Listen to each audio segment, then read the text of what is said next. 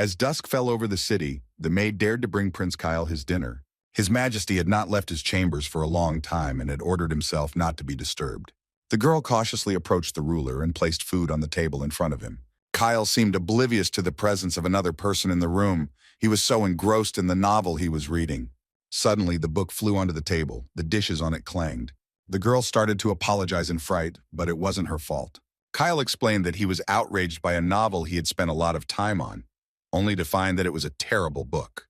It was about the future of a country that was already plunged into discord. The prince of this kingdom, Damon Agnes, is trying to rescue him from the clutches of the Demon King. But he has to overcome all obstacles alone. In an incredible way, Kayla was deeply moved by this story, even though it had nothing to do with his life. His reign was the complete opposite of the fate of the book's hero. Deciding not to frighten the maid any further, the prince let her go and fell into thought. Even now, sitting in his office, he could hear words of respect being shouted at him. Despite his age, Kyle has already managed to unite all lands under his leadership, except for the demonic ones. His people were sincerely delighted with their ruler. They even christened the prince the Emperor of the Black Star, but that didn't add to the boy's happiness. Kyle really enjoyed the process of fighting, and now there was nowhere to move. He had achieved everything. Preoccupied with depressive thoughts, the boy didn't notice that he had fallen asleep while sitting in his chair. He began to recover from a heavy sleep due to the feeling of someone quickly carrying him. Through half-open eyelids, Kyle saw the man running through the empty corridors. The prince felt no strength in his muscles at all. He could only trust his protector. Around the next bend, two masked strangers were already waiting for them. The man drew his sword. Without saying a word, the attackers attacked. The defender turned out to be a skilled warrior, although, of course, it was difficult for him with the prince on his back. In the end, the killers still cornered them. At the sounds of struggle, help rushed to them. They wanted to kill Prince Damon, which is what they shouted. Now the defender had no choice, and he nevertheless put the prince on the floor. He shouted that he would protect his emperor at all costs and gave his name as Fred. A fierce fight ensued, during which Kyle tried to understand what was happening and where he was. It was obvious that the prince was not at home. He did not know anyone around, but they wished him death. The only one who protected him from this was Defender Fred, and he was in trouble.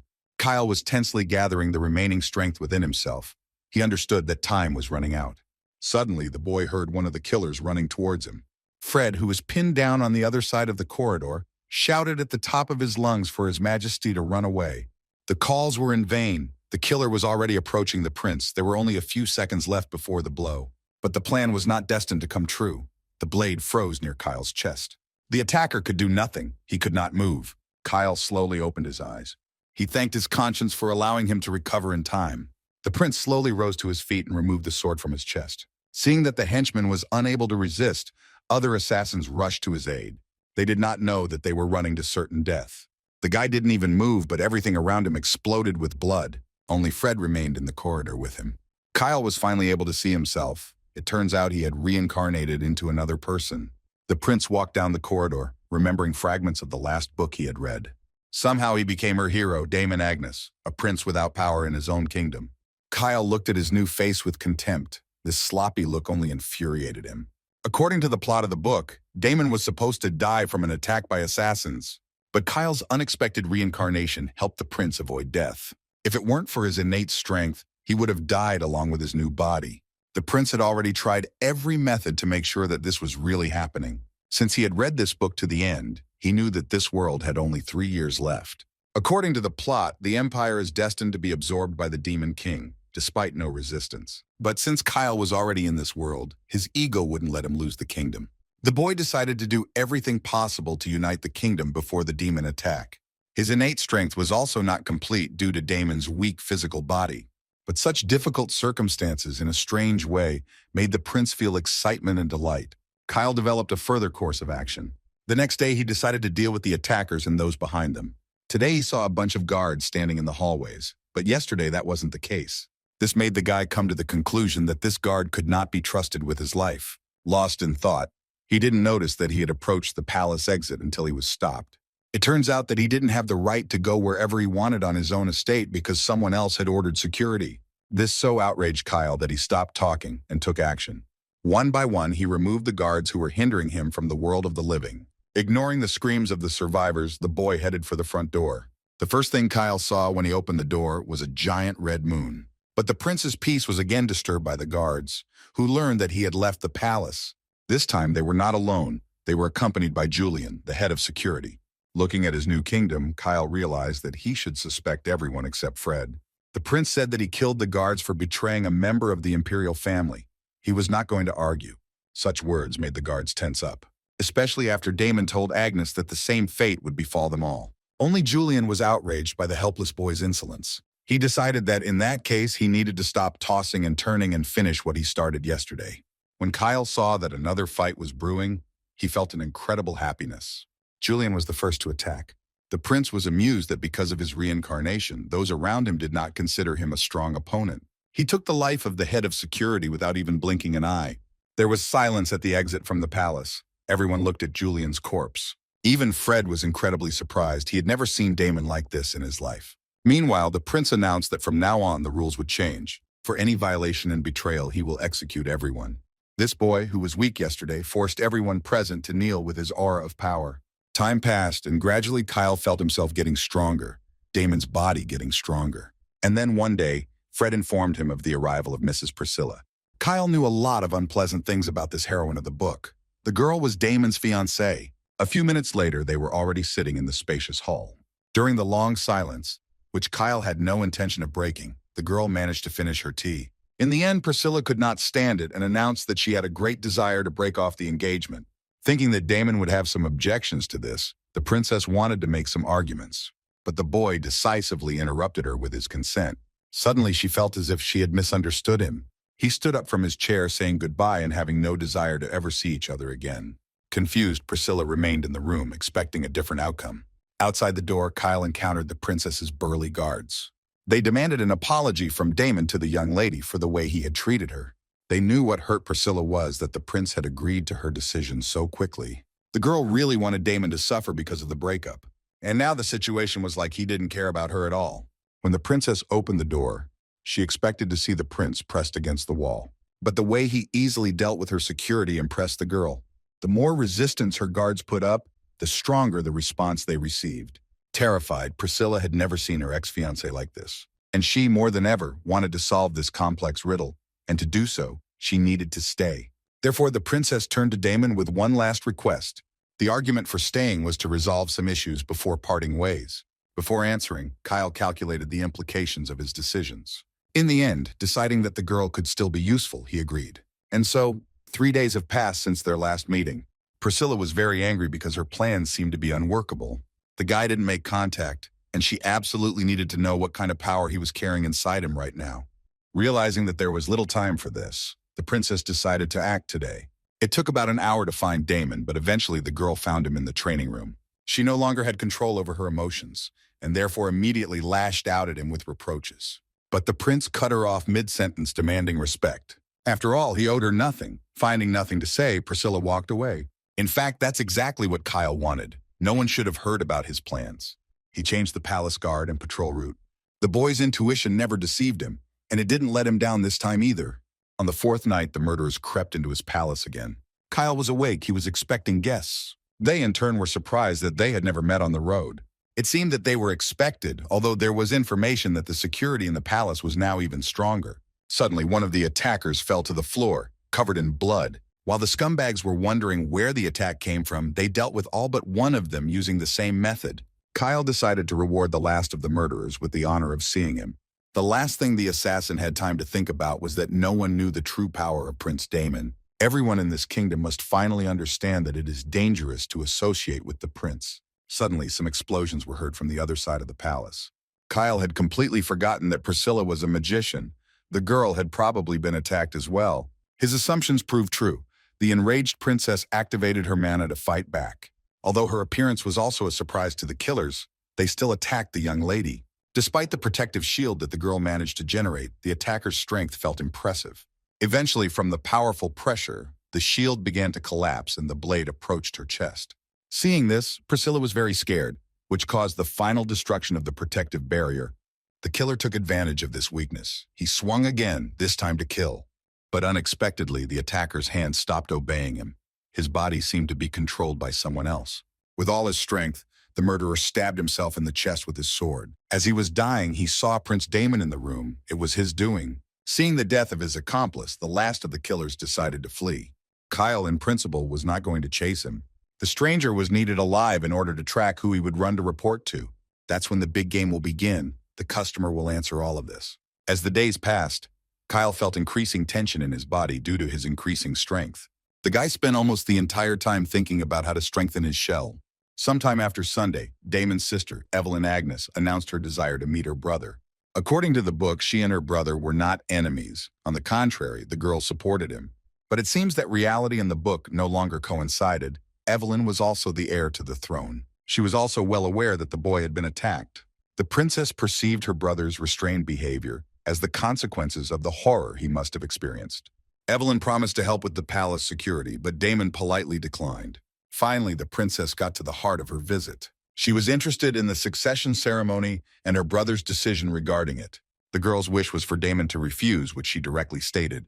And her brother's questions about the arguments in favor of her words angered Evelyn. The girl was sure that the boy would not be able to cope with the trials of the succession ceremony.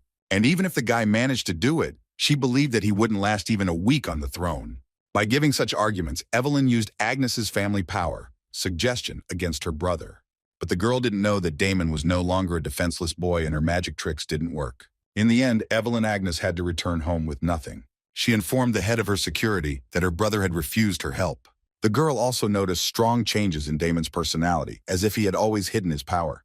The prince's unfamiliar energy worried him, so Evelyn ordered his security to be increased. The girl came to the conclusion that she needed to protect her brother, even against his will. A few hours after she returned home, Kayla was brought a gift from her. The princess gave him an elixir of endurance and strength of a 1,000-year-old ogre.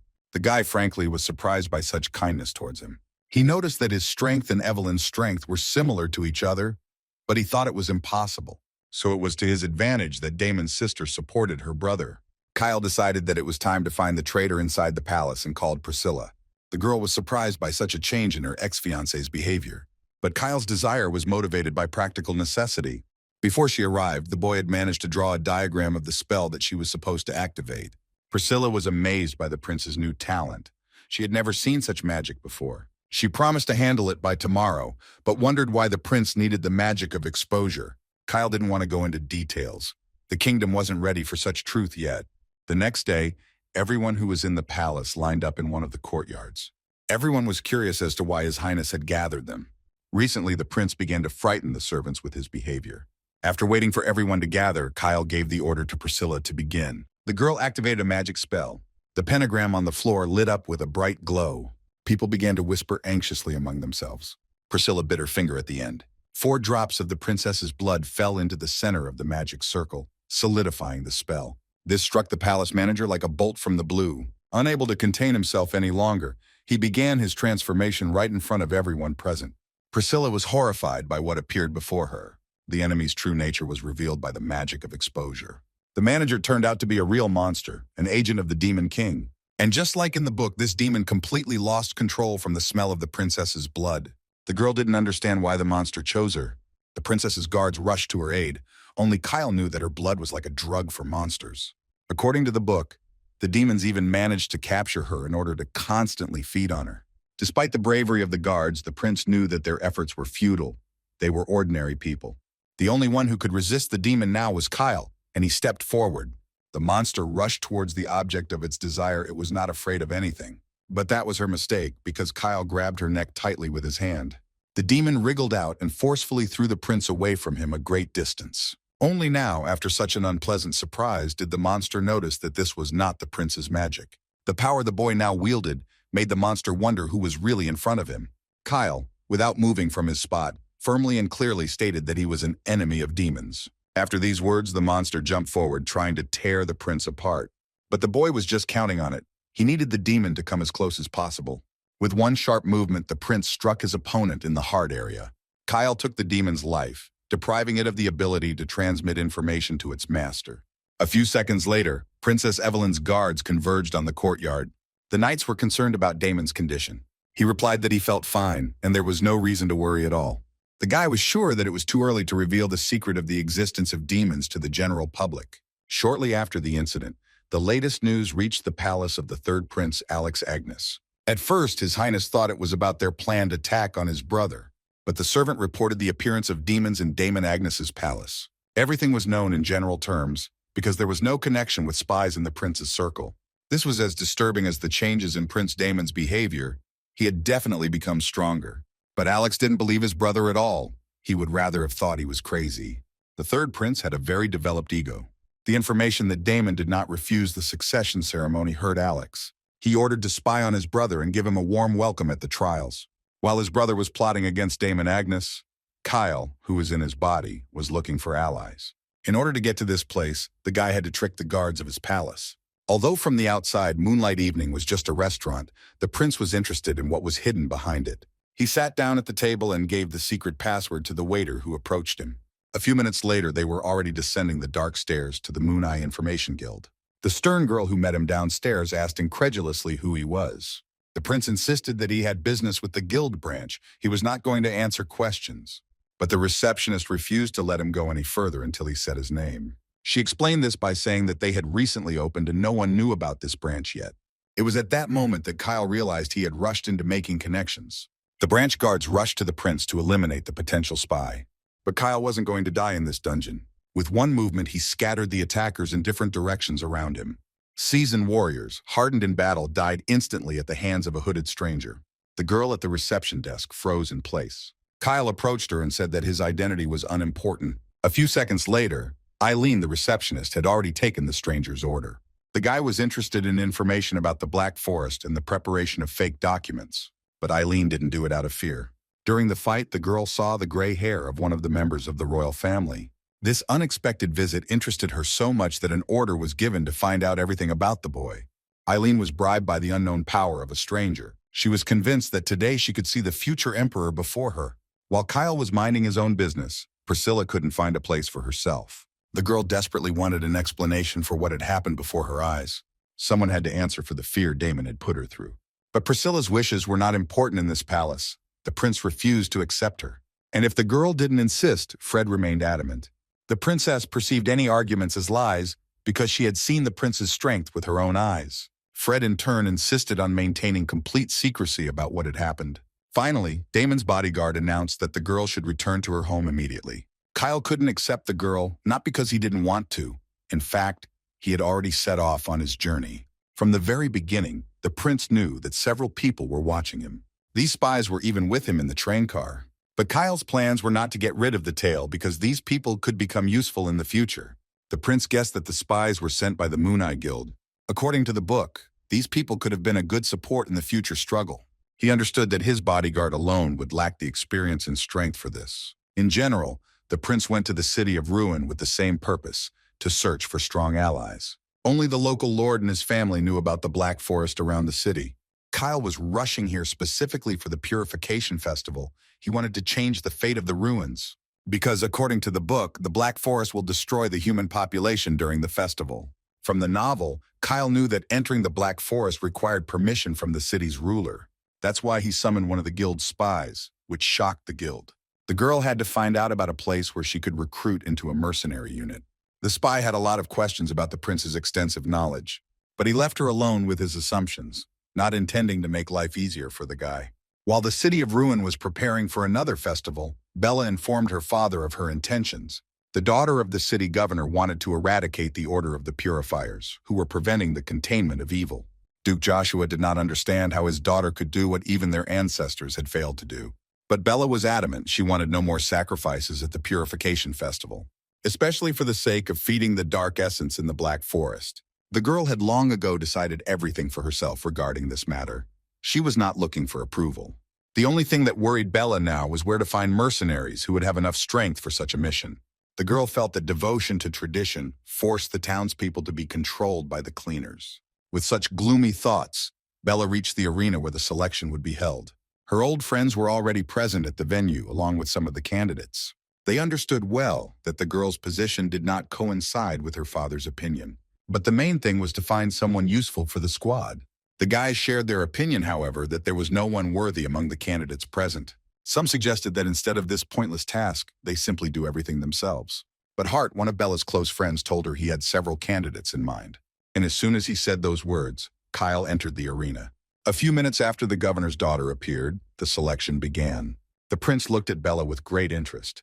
According to the book, the girl was extremely gifted.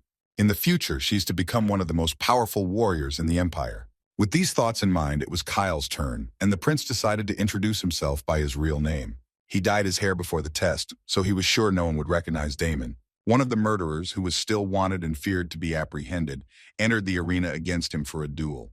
Kyle thought he shouldn't show his true strength from the start, but the enemy perceived this as weakness. After another series of threats, the robber rushed into the attack, but the boy didn't even move. He carefully watched his opponent's movements, calculating how he could disrupt the trajectory of his blow. At the last moment, the prince made one sharp movement with his foot, and the attacker flew to the ground.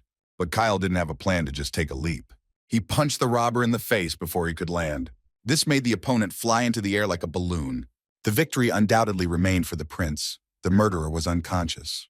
This greatly shocked those present because everyone knew the strength and temper of the criminal.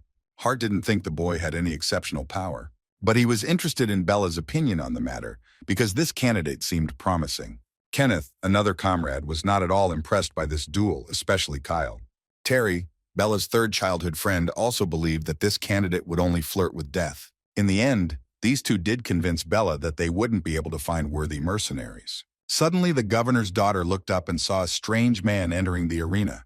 She kept her eyes on him and eventually saw the tattoo of the Order of the Purifiers on his leg. This became an unexpected incentive for decisive action. The followers of this secret cult have not allowed the people of Ruin to live in peace for many decades. And so, despite all the warnings, one of its representatives was selected. As expected, the man was poisoned by evil and had already begun his transformation. Those present had little time. Something powerful was trying to escape from his body. But Bella solved this problem with one jump and a skillful kick. The girl proved once again that she is respected for a reason, as the heiress of a respectable family.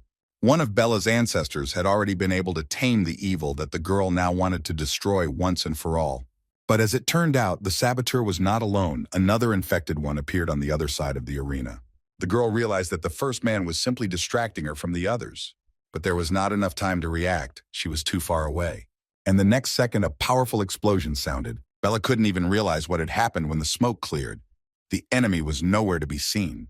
Kenneth, Terry, and Hart stared at the girl in amazement, not understanding how she managed to do this. It turned out that no one saw the real hero except Bella. But she wasn't going to share this information with anyone because she was starting to suspect everyone. Bella noticed that Kyle appeared behind the mutant at the right moment. The guy, with the help of his unknown power, was able to make the saboteur's explosion safe for others. Kyle was once again convinced that he had his good memory to thank, which never failed him.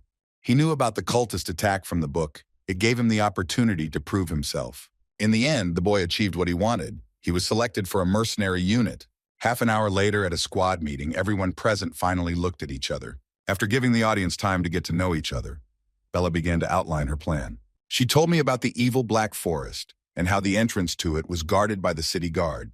She told me about her ancestor, who was able to build this city after conquering evil. Bella also revealed something that no one knew. Evil was not destroyed, but only sealed. Ruin has been paying tribute to him with human lives at the Purification Festival for many years.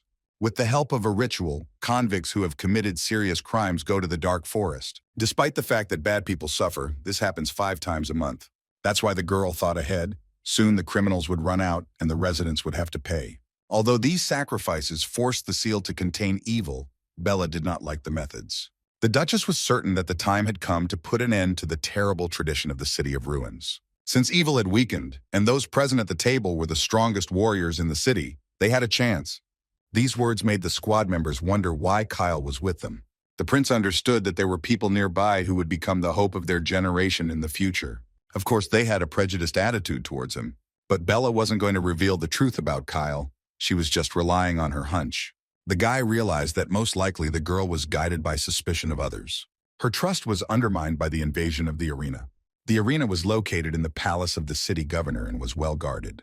Kyle knew the names of the traitors, but he was in no position to reveal them now. Bella realized that the conversation had reached a dead end. That's why she decided to change the subject to discuss the details of the upcoming operation plan. When the meeting was over, Kyle decided to practice his strength. He saw himself gradually becoming more powerful, but he still had problems. In order to confront a strong opponent, the guy needed to speed up. Suddenly, the prince's thoughts were interrupted by a female voice. There was a girl standing behind him. She wasn't going to attack. She was just complimenting him. Despite her innocent face, the prince knew very well who was in front of him. The absolute evil of the Black Forest came to visit him in person. Realizing that the game was useless, the girl immediately got to the point. She persistently asked the guy not to go on the expedition. The requests eventually turned into death threats. After that, just as it had appeared, the specter of evil suddenly disappeared. Kyle wasn't intimidated by the last 10 minutes. He was inclined to deal with current problems. Just like the first time, he found his spy without any problems. The girl gave him another order, a stone for storing spells. Although it was a problem that was difficult to solve in a short time, she managed it with 5 points. The girl did not give up hope that answers about the reasons for the client's actions would still be forthcoming. But Kyle was adamant. He had no intention of sharing the information with the guild. Before dawn, a detachment of mercenaries set out for the Black Forest. Only then did the prince realize that the name literally described everything around him. It was also strange that, apart from the local authorities, no one in the Empire knew about this place and its danger. The prince noticed that Bella's authority was unquestionable. Everyone followed her, regardless of anything. After walking a few more meters, the squad members felt an increase in dark energy. But Bella didn't want to stop, quite the opposite. The girl was about to announce her arrival. She released a powerful stream of energy with her spear deep into the forest, which seemed to cut the earth in half. Assessing the result of her efforts, Bella, without saying anything, simply ran forward. The squad members were even a little confused by such an unexpected attack. But having come to their senses in time, they hurried after her. The advance turned out to be short-lived, as the mercenaries' loud appearance quickly led to the first monsters being found. The wolves rushed at the girl without hesitation. Kenneth came to the leader's aid in time. The guy deftly turned the jaw of the first of them. As it turned out, this boy had quite a bit of power in his hands. Hart also did not stand still. He skillfully dealt with the other 2 monsters. But as it turned out, that was just the beginning. A whole flock of monsters came out of the forest thickets to have dinner. One of the mercenaries, who had been acting quieter than the others, suddenly ordered everyone to retreat. Candy, that was her name, created an energy tornado around her that was rapidly growing. The wolves did not have time to escape and were instantly burned in a blue flame. During this short fight, the prince did nothing. He just watched the team's actions. But with the advent of giant bats, Kyle decided to join the coordinated effort. With one wave of his hand, the boy stopped the bat flock. Such capabilities of the stranger greatly impressed Candy, who until now had distrusted him. But there was no time to sort out the relationship. Following the bats through the thickets, a giant bear was already making its way into the forest, and he wasn't going to wait. In addition to the monster, unexpectedly, roots began to grow rapidly from under the ground. It divided the mercenaries into 2 groups. So far, Kenneth and Bella have been quite successful in dealing with the monster without involving others in the fight. But during this time, Hart and Kyle found themselves completely cut off from the rest of the squad. When his companions finally disappeared behind the wall of roots, Kyle felt a distance forming between them. The prince knew for sure that this was for the best, because he found himself a traitor one-on-one. Looking at how nervous Hart was, the guy finally decided to end it with him.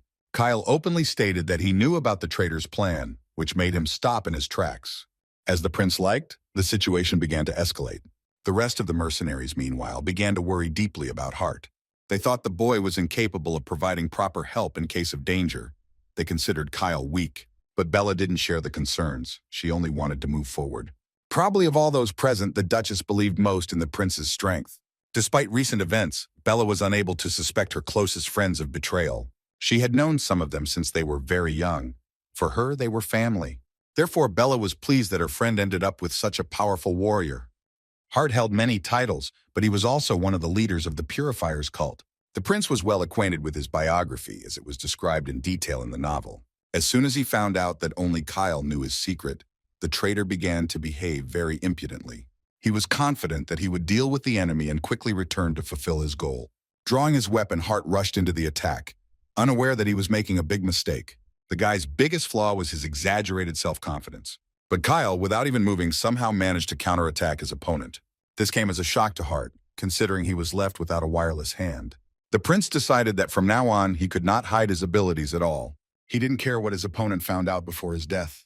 Hart hoped to the last that his family's technology would help him survive. But Kyle effortlessly repelled all of the guy's attempts to take revenge. A moment later, he found himself dangerously close to the enemy. Realizing that his time was up, the traitor said that the mission of the cleaners would still be accomplished. But this was not news to the prince. He knew well that Hart had not acted alone. The guy clearly calculated his time. To successfully complete the task, the prince still needed to find the seal that would restrain evil. The mercenary squad was almost in the center of the forest, so they had to hurry. But getting the seal back was not an easy task. The remnants of the evil spirit that remained within him began to resist the thief. Having forced the monster to appear fully before him, Kyle without hesitation destroyed it with one blow. The guy hoped that this item would help him successfully carry out his intentions. While the boy was dealing with the seal, the rest of the group was making their way through the forest thickets. Although they obeyed Belle in everything, the mercenaries were still unhappy with her decision to abandon their brother. But the girl was relentless. She hurried, feeling that time was not on their side. Suddenly, an elf mage named Caroline ordered everyone to stop. The warning was appropriate, for in a moment the evil they had come to visit appeared before them. The sinister witch scared even Bella. It was terrifying that such a powerful horror was hidden under the guise of a fragile, beautiful girl. It seemed that the witch had no intention of attacking, but was simply circling the clearing. But the Duchess understood that this was a deceptive feeling. They needed to be prepared for confrontation. Bella hoped that years of containment still suppressed much of the power of evil, but Kenneth's sudden death forced the girl to reconsider her beliefs. It turns out that only Terry, Candy, and herself were left alive in the clearing. Her friend was a traitor. When the boy took off his shirt, a tattoo of the cult of the Purifiers became visible on his chest. It turns out that Bella's appearance here was part of a plan, as revenge for the evil for her long imprisonment. Terry, in all seriousness, considering himself the son of a witch, hoped for her mercy. But his expectations were in vain. This creature could only be angry. With one sharp movement, she cut off the boy's head. Kyle approached the clearing, hurrying as fast as he could, but unexpectedly, he met a terrified Caroline. The elf begged to escape with her, telling them that they had been betrayed. But the prince had his own plans. He knew the history of this witch and the path of violence she had gone through. Megan simply loved torturing and killing her enemies, even if it meant she suffered herself. Bella's appearance aroused curiosity in the witch, especially considering that the girl was energetically immature. The Duchess had nothing to oppose evil, so the city her ancestor had built would be next on the list. Anticipating a quick meal, the witch prepared for murder. But unexpectedly, her plans were thwarted. Somehow, Bella discovered extraordinary abilities through her rage. She attacked the source of evil with all the power she was capable of. But this was not enough. The Duchess's attack only caused the witch to smile. Megan loved the suffering on the faces of her victims, especially when they realized that their efforts were in vain. That's why she decided to show her opponent her power. Through her wound, the witch released a pack of bloodthirsty wolves into the world. Bella understood that she had very little time to resist. So the girl decided to act. She disabled one wolf after another, avoiding their claws. But due to the intensity of the attacks, her weapon could not withstand it and broke. The monsters rushed at the Duchess with increased enthusiasm. Bella realized that she had one chance left to kill her opponent, so she flew into the sky. The girl hoped for the success of the attack, because the witch did not have full strength. The Duchess turned the lawn into a lightning bolt. Megan was somewhere down there. Having exhausted her last strength, a minute later Bella also found herself on the ground. The girl was in very bad condition. She was spitting blood. But as it turned out, the attempt to end evil was a failure from the very beginning. The witch remained unharmed. It turns out that she was free for many years. Everything that the mercenary squad was guided by was a lie. This information completely devastated the Duchess, and the girl completely surrendered morally. Bella didn't even think about running away when more monsters began to approach her to end her life. Unable to withstand such tension any longer, the Duchess lost consciousness. At that moment, Kyle finally came out onto the lawn. The prince's arrival seems to have been the event Megan was most looking forward to. She began to approach the hero, telling her life story and trying to instill fear. But Kyle was perfectly informed about her personality. Before him was the absolute Queen of Death, the most powerful witch in this empire. Despite all this, the prince did not understand why he should obey her orders and instructions. The boy was not going to run away from the Black Forest in terror. Moreover, he was not going to die because he was confident in his abilities. Kyle had plans for the witch. He wanted to make her his slave. This idea came to the prince's mind quite a long time ago. Given her capabilities, Kyle considered this decision absolutely correct. Perhaps the same fate will befall Bella, but only after the final awakening of her power. When the prince voiced his plans to his opponent, it only caused her to laugh. The witch attacked the boy with all the power she was capable of. But Kyle had an ace up his sleeve. He threw a spell storage stone he had received from the spy in her direction. The stone contained a surprise, a spell from Bella's ancestor, already well known to the witch. This spell was supposed to transport the souls of Megan and the prince to another world for confrontation. That's why the boy was looking for the seal of evil in the forest earlier. The witch's attack stopped, but she noted that she knew perfectly well about the boy's plans. Moreover, she had willingly allowed them to do whatever they pleased in the Black Forest. She, like everyone before her, believed that the boy's soul was weaker than hers, and therefore he would not see success. Over the years of freedom, the witch has gained almost infinite power, regularly strengthening it with new murders. Kyle wasn't 100% sure if he was stronger, but he wanted to take a chance. Only in that place will my prince find out if Damon Agnes really had the soul of a king who ruled the world. This information was brought up periodically in the novel, but was not clarified because the prince was killed at the beginning. Megan openly laughed at her opponent's plans. She didn't see him as a worthy opponent, but just another insect to crush. The witch generated a giant dragon and sent it towards Kyle. The guy, as usual, didn't move. Megan took this as humility and acceptance of her own defeat. But in her premature joy, she didn't notice that her hand suddenly disappeared along with the dragon. The prince was left standing in his place, unharmed. In this world, he felt both his own power more clearly, as well as the power of the soul of the avatar he was in. The feeling of power increased in proportion to the unexpected despair in Megan's eyes. The witch has finally lost control of herself. In all the centuries she has lived on Earth, no human has been able to stand up to her like this. An opponent appeared who was truly stronger than her and was causing the witch significant damage. Kyle would have taken Megan's life without hesitation, but the boy needed the witch to finally break. Because over the years, the idea that she was invincible had finally become deeply rooted in her mind. And judging by her reaction now, she didn't even suspect that she might be injured in some way. Gradually, parts of Megan's body dissolved into thin air one by one. Finally, the powerful witch realized that the boy in front of her was not a passable opponent at all. At one point, Megan even thought that she might actually die right now. This prompted her to beg Kyle to stop the torture. It turns out that the witch loved her life more than anything, but the prince was unstoppable. He wanted to gain a piece of her power by killing such a powerful opponent. Thanks to the spell he used against her, this was possible. In this world without a physical shell, Megan could die an infinite number of times. Through incomprehensible torture, the boy aimed to completely subjugate her to his will. Oddly enough, it didn't take the prince much time to carry out his intentions.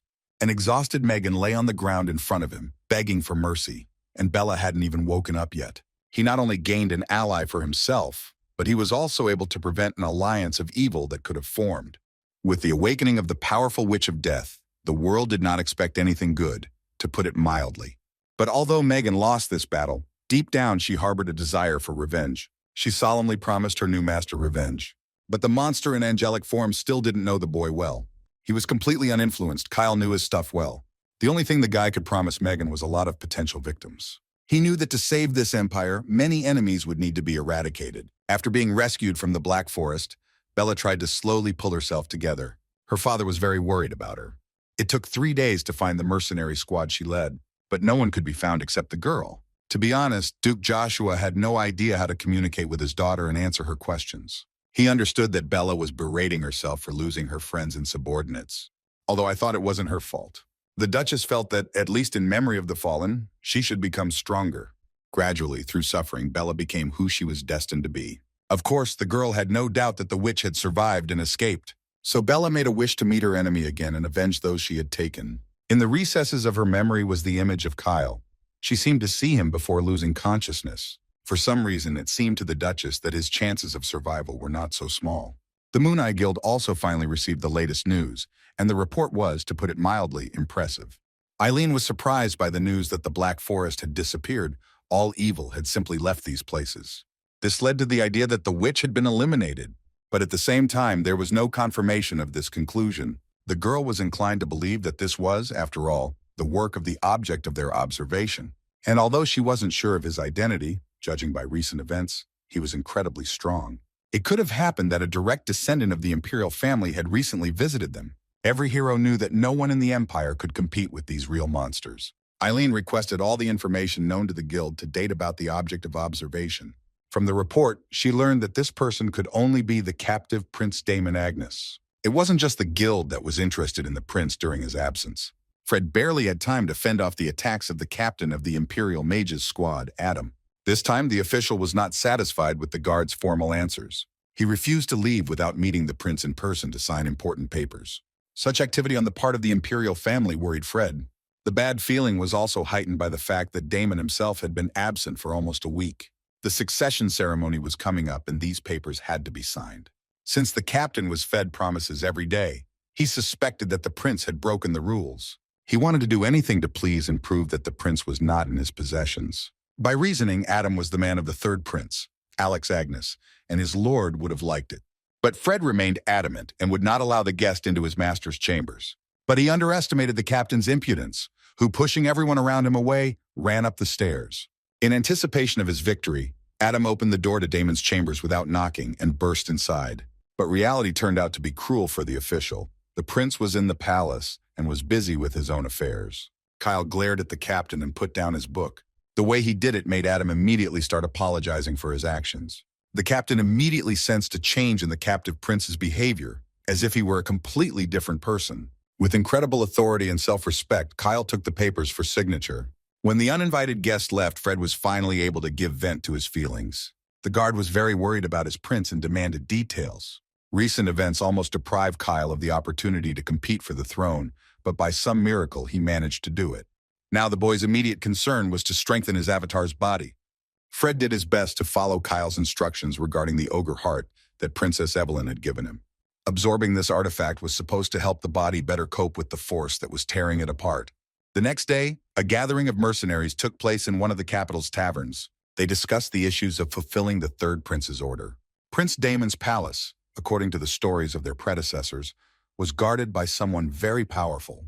But Prince Alex is not going to give up on his plans no matter what. For the mercenaries, the last chance to get money was the night before the succession ceremony. While discussing the details, the men did not immediately notice that they were not alone in the room. Megan slowly emerged from the shadows, smilingly threatening those present with death. This, of course, angered the mercenaries, and they rushed at the witch with weapons and the intention of finishing her off. Several murderers immediately became victims. They didn't even have time to understand anything. But a few managed to run to the witch and cut off her head. They thought that was the end of the story with the stranger. But Megan had a different opinion, and a moment later she appeared in her restored form. The mercenaries realized that they were faced with a real monster and were frozen with horror. The Death Witch has taken her first victims. In that context, having a landlord wasn't so bad. The night passed peacefully for Prince Damon. A large number of indirect descendants gathered for the succession ceremony. Everyone had a desire to fight for the throne, even Anthony Alones, who had never had one before. Or Lynette Ilones, whose appearance in this palace his brother also did not expect. Everyone knew perfectly well that Damon Agnes would compete with them and wanted to take revenge on him. A rare moment to mock a direct descendant, even though he was considered trash and a disgrace to the emperor's family. Even minor relatives were rumored to have more charisma and ambition than the captive prince. The ceremony had almost begun, but Damon was still not there, which was causing all sorts of gossip. Suddenly the door opened and all conversation fell silent. A young man entered the selection hall who did not at all live up to the lofty rumors about him. Kyle cast a watchful eye over everyone present and announced that the ceremony could now begin. Although the prince was preparing for the trials by increasing his strength. In fact, he didn't know exactly what would happen at this ceremony. It wasn't described in the novel because Damon was killed at the beginning of the book, so you have to be careful. Kyle was well aware of the attitude of others towards his avatar and understood that he could not change it in one day. The organizers of the ceremony announced the rules of the tests and wished all participants success. On the way to the observation room, one of them couldn't help but make comparisons. The steward found such a radical change from a Chuktia to a true royal personage strange. Prince Damon now seemed like a worthy representative of the imperial family, mature and proud. However, despite such striking changes, these trials are his death. The third prince tried his best to make his brother a prisoner of this trap forever. The participants rushed ahead of each other to the door that opened the first test. Lynette also succumbed to the general panic, but at the last moment she paused to look at Damon. He stood motionless and seemed to be in no hurry at all. The girl was brought out of her thoughts by her brother, reminding her that they needed to go. When the last of the participants left the hall, Kyle turned to the door. He knew that his every step would be closely watched, which meant that there would be danger everywhere. The first thing the prince heard when he entered the testing room was a noise like splashing water. It turned out that man-eating bugs had been released against Kyle, but that didn't scare him at all. He managed to increase his strength level and strengthen his body, counting on such obstacles. Having quickly overcome the first test, the prince smiled. He didn't know what awaited him next, but he could imagine the shocked faces of the guards. The next test was a giant maze, on the threshold of which a surprise also awaited the boy. The Death Knight, a magical undead, rushed towards him, preventing him from finding his way. Using one of his cunning skills, the guy easily identified his opponent's weak spot.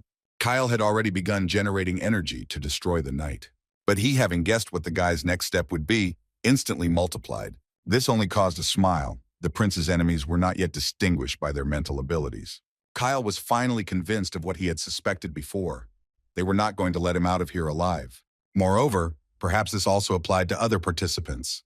Since a runny nose was a violation of the rules, the prince decided that from now on, he too could not follow them. The Death Knights raised their swords and all together ran to attack the enemy. Kyle stood bravely and firmly on his feet, fending off all their attacks. Meanwhile, further down the maze, Lynette mused about how incredibly difficult these tests were. Only her disguise skills helped her pass the first test. Now the girl was running from the Death Knights. A succession ceremony had never been like this. She hadn't taken part in the tests yet, but she suspected that there was no radio. The opponents were very strong from the very beginning. Turning another corner, the girl encountered Prince Damon, who was also fighting off the attackers. The sight before her made Lynette forget her own enemies. This direct descendant of the imperial family had considerable power. You could say that the undead themselves were easy prey for him, not the other way around. Watching the unparalleled fight, Lynette became convinced that the prince was hiding his powers. Despite the fact that he fooled his entire family, Damon endured their bullying for many years. Meanwhile, Kyle decided to create an energy storm to dispel the Death Knight reinforcements. As soon as he had completed his task, the guy eliminated the first of the enemies. Soon others began to join him. The tactics of the undead were monotonous. The moment he killed someone, another immediately attacked. It was easy to calculate. The main thing was to keep up with their speed. After dealing with the second challenge, Kyle felt sorry for the other participants. They got into a lot of trouble just because of his participation in the succession ceremony. The prince was right. The overseers were gradually losing control of their emotions. Considering him a weak target, they did not expect such an outcome. Damon's strength was impressive.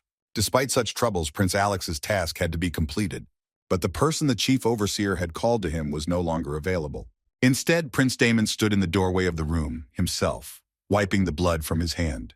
While Kyle was dealing with the succession, Prince Alex was informed of the death of his killers. More precisely, not even about death, but about disappearance instead of bodies. Only traces of blood magic were found. Alex's main henchman, the magician Jeremy, volunteered to find out more details about this case. The prince didn't like the tight knot that was being formed around the Damon case. Such a worthless competitor was completely unacceptable to His Highness. The last chance to get rid of the splinter was to blow it out during the ceremony, which Alex emphasized. He did not know that at that very moment the executors of his order were themselves on the verge of death. The chief warden urged his subordinates to rush to attack Prince Damon. In fact, he was satisfied with this plot twist. The candidate's death would happen without any unnecessary attention. But Kyle, in turn, saw this as a good chance to punish the traitors with death for their machinations. Despite fierce resistance, he effortlessly dodged any attacks. The overseers departed one by one to another world, unable to resist such a powerful force. At some point, Kyle got tired of defending and repelling attacks, and decided to go on the offensive. His opponent, out of fear, immediately activated a fiery protective shield. The boy hoped that this would protect him from the attacker. But the prince destroyed his hopes with one move. The flames did not harm him at all. In the end, the head warden finally realized that the plan to destroy Damon had failed. And it was a failure from the very beginning, because no one knew that the prince was pretending to be weak. Kyle approached the man, showing with all his appearance that he was the greatest predator in this empire. The frightened warden, unable to bear the tension, immediately promised to confess everything. He was ready to betray even his own customers. But the prince didn't need it. He already knew their names. And when Kyle was the only one left standing in the room, he turned to one of the guards. The boy felt that during his murder, some essence still remained inside the boy. The demon, who immediately responded to the challenge, as did the overseers, was surprised by the power of the Agnes descendant. But what surprised him most was that his appearance did not come as a surprise to the prince. This prompted the monster to analyze the opponent. But Kyle wasn't in the mood to talk. He wanted to end the evil. A terrified Lynette ran through the corridors of the labyrinth, searching for the lost Damon Agnes. The girl realized that the powerful prince was her last chance for survival. Out of fear, around the next corner, she almost killed Anthony Ilones, but the boy managed to dodge skillfully. Both relatives were surprised that the other was still alive. Anthony was very surprised by his sister's goal of finding Prince Damon. He didn't understand why she would look for a weakling. But the girl explained that His Highness is a very powerful warrior. This greatly offended the proud brother. The angry demon, although he was a giant, was still weaker than Megan. Kyle wasn't going to mess with him for long, especially in the context of the fact that unwanted witnesses may come running to the noise. Lost in his thoughts, the prince suddenly realized that his opponent had approached him almost face to face. The fight turned out to be short-lived and fatal for the evil spirit. Kyle pierced the monster's chest with a lightning-fast movement, extracting the core of evil. Even as he died, the monster cursed Prince Damon's family. Busy fighting the demon, Kyle didn't immediately notice that he wasn't alone in the room. Lynette and Anthony Alonesi stood in the doorway of the observation room. After what he saw, Anthony finally believed in the almost supernatural power of the prince, whom everyone despised. He simply destroyed such a powerful monster that no human could resist. Despite the comments from the newcomers, Kyle declared Lynette the second winner after himself. Anthony came in third place in the trials. They were the only three to survive. As quickly as he had dealt with his enemy, Prince Damon left the warden's hall. The brother and sister looked at each other silently, trying to make sure it wasn't a dream.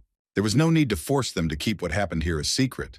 The next morning, rested after the stressful ordeal, Kyle was already on his way to the appointment. The White Star Palace required a special dress code, so he even had to change his clothes. The prince was slightly thrown off balance by Fred's tearful farewells. At the same time as all this, Priscilla, who had been so eager to break off the engagement, seemed to change her mind. The girl even gave Kyle a gift in honor of successfully passing the tests. But the princess was not the most cunning person in Damon Agnes's palace. Now the guy looked at Evelyn, who was sitting next to him, but he didn't know what to expect from her.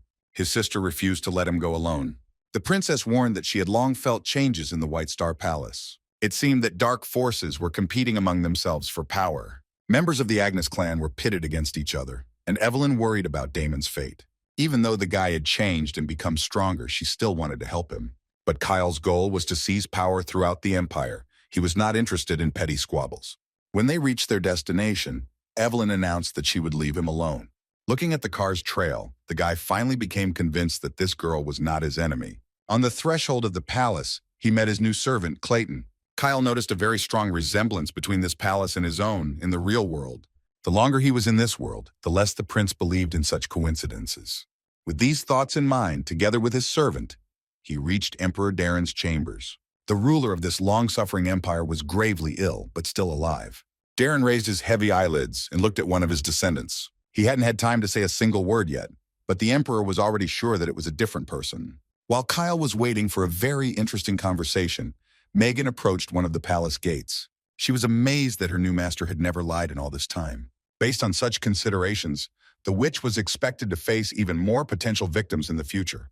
At the very entrance to Megan, the emperor's guards blocked the road, demanding permission to enter. The witch, of course, did not have it, but insisted that her master was expecting this visit. When the guards asked for her master's name, Megan simply began describing the prince's appearance. She claimed that she didn't know his name, but everyone present was 100% familiar with him. Eventually, the guards got tired of this show and asked the girl to leave. Megan, as if she'd been waiting for just this, quickly activated her blood magic. Meanwhile, in the emperor's chambers, Darren continued to claim that Damon had changed. He saw with absolute clarity another entity inside his son.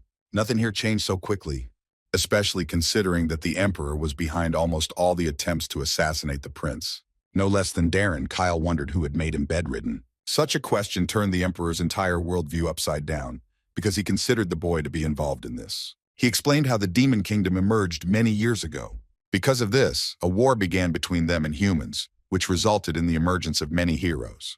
Eventually, years passed and the war became hidden. Not everyone understood that demons were now among them. Evil had penetrated the very heart of the empire, and no one could be trusted anymore. That's when Darren was poisoned. He couldn't even trust his own family. The emperor suspected each of his descendants, which is why he distanced them from him. Kyle was not going to hide his plans. He honestly admitted that his goal was to absorb the entire empire. This only caused a smile from the interlocutor. He was ready to agree to such a future. The demons in Darren's power did not suit him at all. He advised the prince to find the Shadow. The secret organization that the emperor was preparing for such events still existed and could be useful. This was valuable information that Kyle couldn't get from the pages of a novel. He listened intently. Unexpectedly, the prince found an assistant in the face of the old emperor. After meeting Darren, another reward for his ordeal awaited David. It was a visit to the Starry Dream Treasury, to which only Agnes's heirs had access. Incredible riches and the empire's most valuable artifacts were gathered there. But they were not left unattended. There was a steward named Ethan in Starry Dream. The boy immediately rushed to give Prince Damon a tour. Like everyone who passed the test, Kyle could take one item from here at his disposal. The artifact had to choose its own owner. otherwise it would face a terrible death. From the novel, the prince knew that there were cases when none of the artifacts chose descendants at all, but it was worth the try. The guy was used to risking everything for the sake of a goal. The first thing that caught Kyle's eye was a sword that had a mythical power class, an unsurpassed artifact. But, unexpectedly, his attention shifted to an object that the prince did not expect to see in this room. It was his own sword called Alaxia. Although it was broken, it still remained the Empire's most valuable artifact. Because it belonged to the first emperor, the weapon instantly recognized its owner, even in another world. Another car was hurrying to the Imperial Palace. The third prince's mage, Jeremy, was analyzing a recent unpleasant conversation with His Highness. Alex was unhappy with the test results. He was also concerned about the disappearance of all the assassins who were involved in the operation against Prince Damon. Only one thing was obvious. In the tavern, only traces of blood magic remained after them. Suddenly, Jeremy's attention was drawn to a crowd of guards running towards one of the palace gates. The driver replied that all the commotion was because of some unknown girl. She tried to get inside using blood magic. This unknown person turned out to be an extremely powerful magician, which came as a complete surprise to the guards. Jeremy was interested in this information. He decided to go to that gate too and find out more details. While everyone was preoccupied with the unexpected invasion, Kyle recalled the history of the creation of Alaxia. The sword was forged from a meteorite that fell to Earth, and only the prince's strength could increase its power. Kyle had only one question left. How did such a weapon break? Part 2 follows. Looking back at Ethan. The prince said that he wanted to take this particular artifact from the vault. The steward looked with amazement and horror after the strangest representative of the imperial family. The fight at the gates of the imperial palace was gaining momentum. The guards were in despair. Having an extraordinary desire to resist the uninvited guests, they were unable to do so. Megan easily scattered the boys one by one in different directions. The witch remembered Kyle's order that she should wait with the killings, but it was difficult. I had to fight not only with the enemy, but also with myself. Suddenly, Megan was pushed back by a rock that had grown out of the ground in a matter of seconds. Having flown to a safe distance, the witch saw that she had turned into a stone giant. This artificial monster even managed to step on Megan with its giant foot. The witch understood perfectly well that a powerful magician was behind this creature, and she was not mistaken. Jeremy ordered the guards to step back and aimed his creature at the one who had managed to resurrect. Megan was delighted. She had finally come across an opponent with whom she could not limit herself. She didn't care at all about the questions the magician asked the third prince. She didn't know any of the names of the organizations Jeremy was mentioning. His questioning was futile. The witch's impudent tone of speech only angered the court magician even more. He believed that he could easily deal with the opponent. Megan began to like this fight more and more. She was ready to forget her promises. It all ended as suddenly as it began. Kyle walked through the gate. He authoritatively ordered the witch to stop immediately. Shocked, Jeremy looked at the prince and could not recognize him as the young man he had seen before. Damon looked like a true emperor. Now all the results of the assassination attempts became logical. Megan cheerfully rushed towards Kyle, loudly calling him master. Everything was planned so that no one would have any doubt that Prince Damon was behind the recent events. Kyle looked back at the guards present and announced that the witch would come inside with him. This initially caused indignation, but under the boys' commanding gaze, everyone bowed their heads. To emphasize his status, the prince shifted the focus to the guards, who diligently carried out his orders. Even Jeremy had to bow his head before His Highness. In Kyle's opinion, everything was going as well as possible, considering his plans. On the way home, in the car, Megan told her boyfriend that she had done everything as they had agreed earlier. In general, the witch managed to do more. She had no more tasks left, even additional ones. The third prince should now have no doubts about Prince Damon's capabilities. Jeremy will definitely tell his master everything he saw and heard. Now all that remained was to wait for a response from the opponents. An unpleasant surprise was that Priscilla was still in the palace. This girl had no inhibitions. But she was also shocked, because the prince did not return alone, but in the company of some woman. Megan was not one to keep quiet, so she immediately declared that Prince Damon was her master. Kyle called Fred and ordered, despite any objections, to finally send the princess home. This time, Priscilla could not avoid the consequences of her actions. Although during the time she was with Damon, she started to really like the guy. The very dark side of his personality worried the girl and forced her to think about him again. Meanwhile, the prince decided to discuss current problems with his inner circle. He announced that he wanted to find the shadow organization that Emperor Darren had told him about. For the prince's personal bodyguard, the problem was finding the location of this secret organization.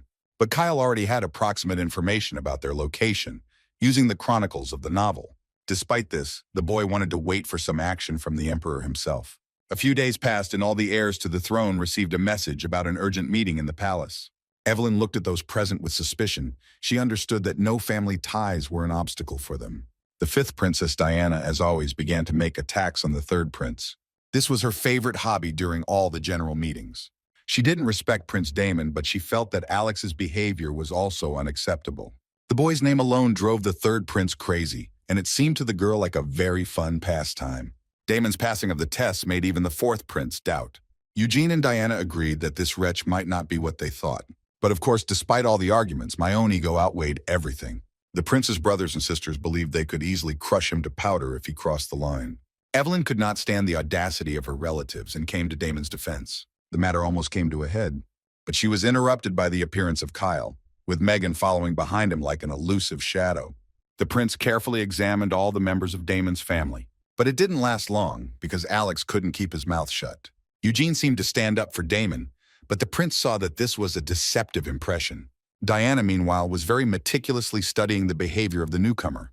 Despite the drastic changes, Prince Damon did not pose a threat to her, in her opinion.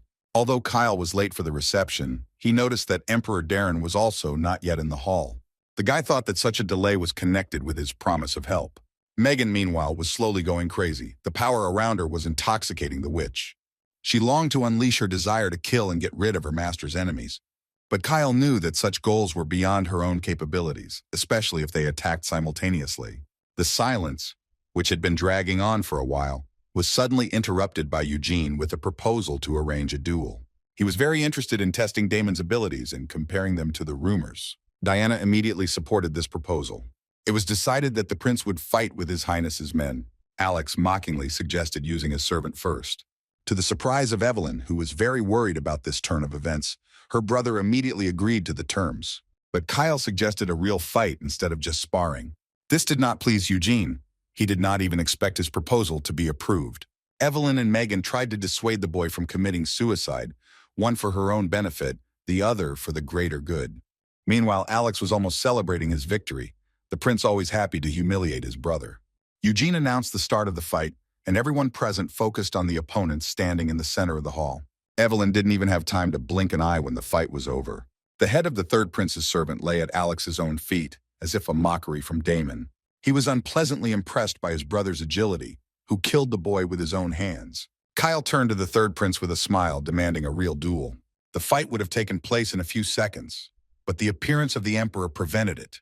Everyone present in the hall respectfully bowed their heads before His Majesty. Darren looked at each of his descendants and announced that he would get straight to the point. After a short pause, he named his heir. It turned out to be Damon Agnes. Such an important announcement changed Kyle's plans for the better. The guy didn't expect it. But he understood perfectly well that those present would not agree with the emperor's will. And so it turned out. The first to be outraged, of course, was the third prince, followed by Eugene. Diana even reminded Darren of Damon's place in the hierarchy of the imperial family, and only Evelyn asked about the reasons for this decision.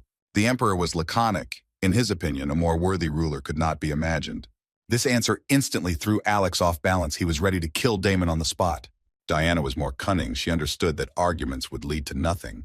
The princess decided to offer an option that, at first glance, did not oppose the emperor in any way.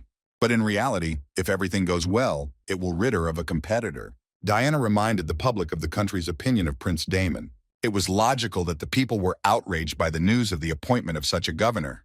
That's why she suggested that Damon prove his competence. The ordeal of the 7 great afflictions, in her opinion, was worthy of the imperial throne.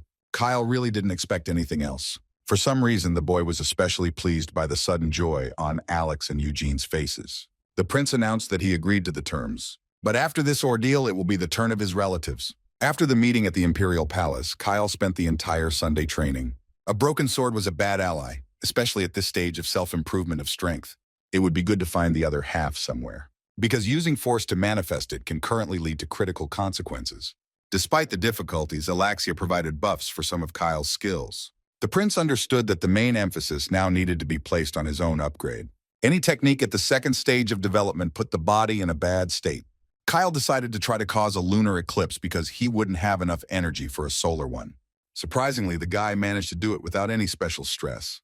Kyle, in this body, gradually learned to enjoy the little things, although it was very difficult at first. While the boy was honing his skills, Princess Diana also wasted no time. She understood that the guy would gradually become an obstacle if she didn't deal with this problem now. But more urgent matters were the search for Tina, whom the girl had only recently learned about. But her people didn't find the center. They just stumbled upon the tail end of the organization.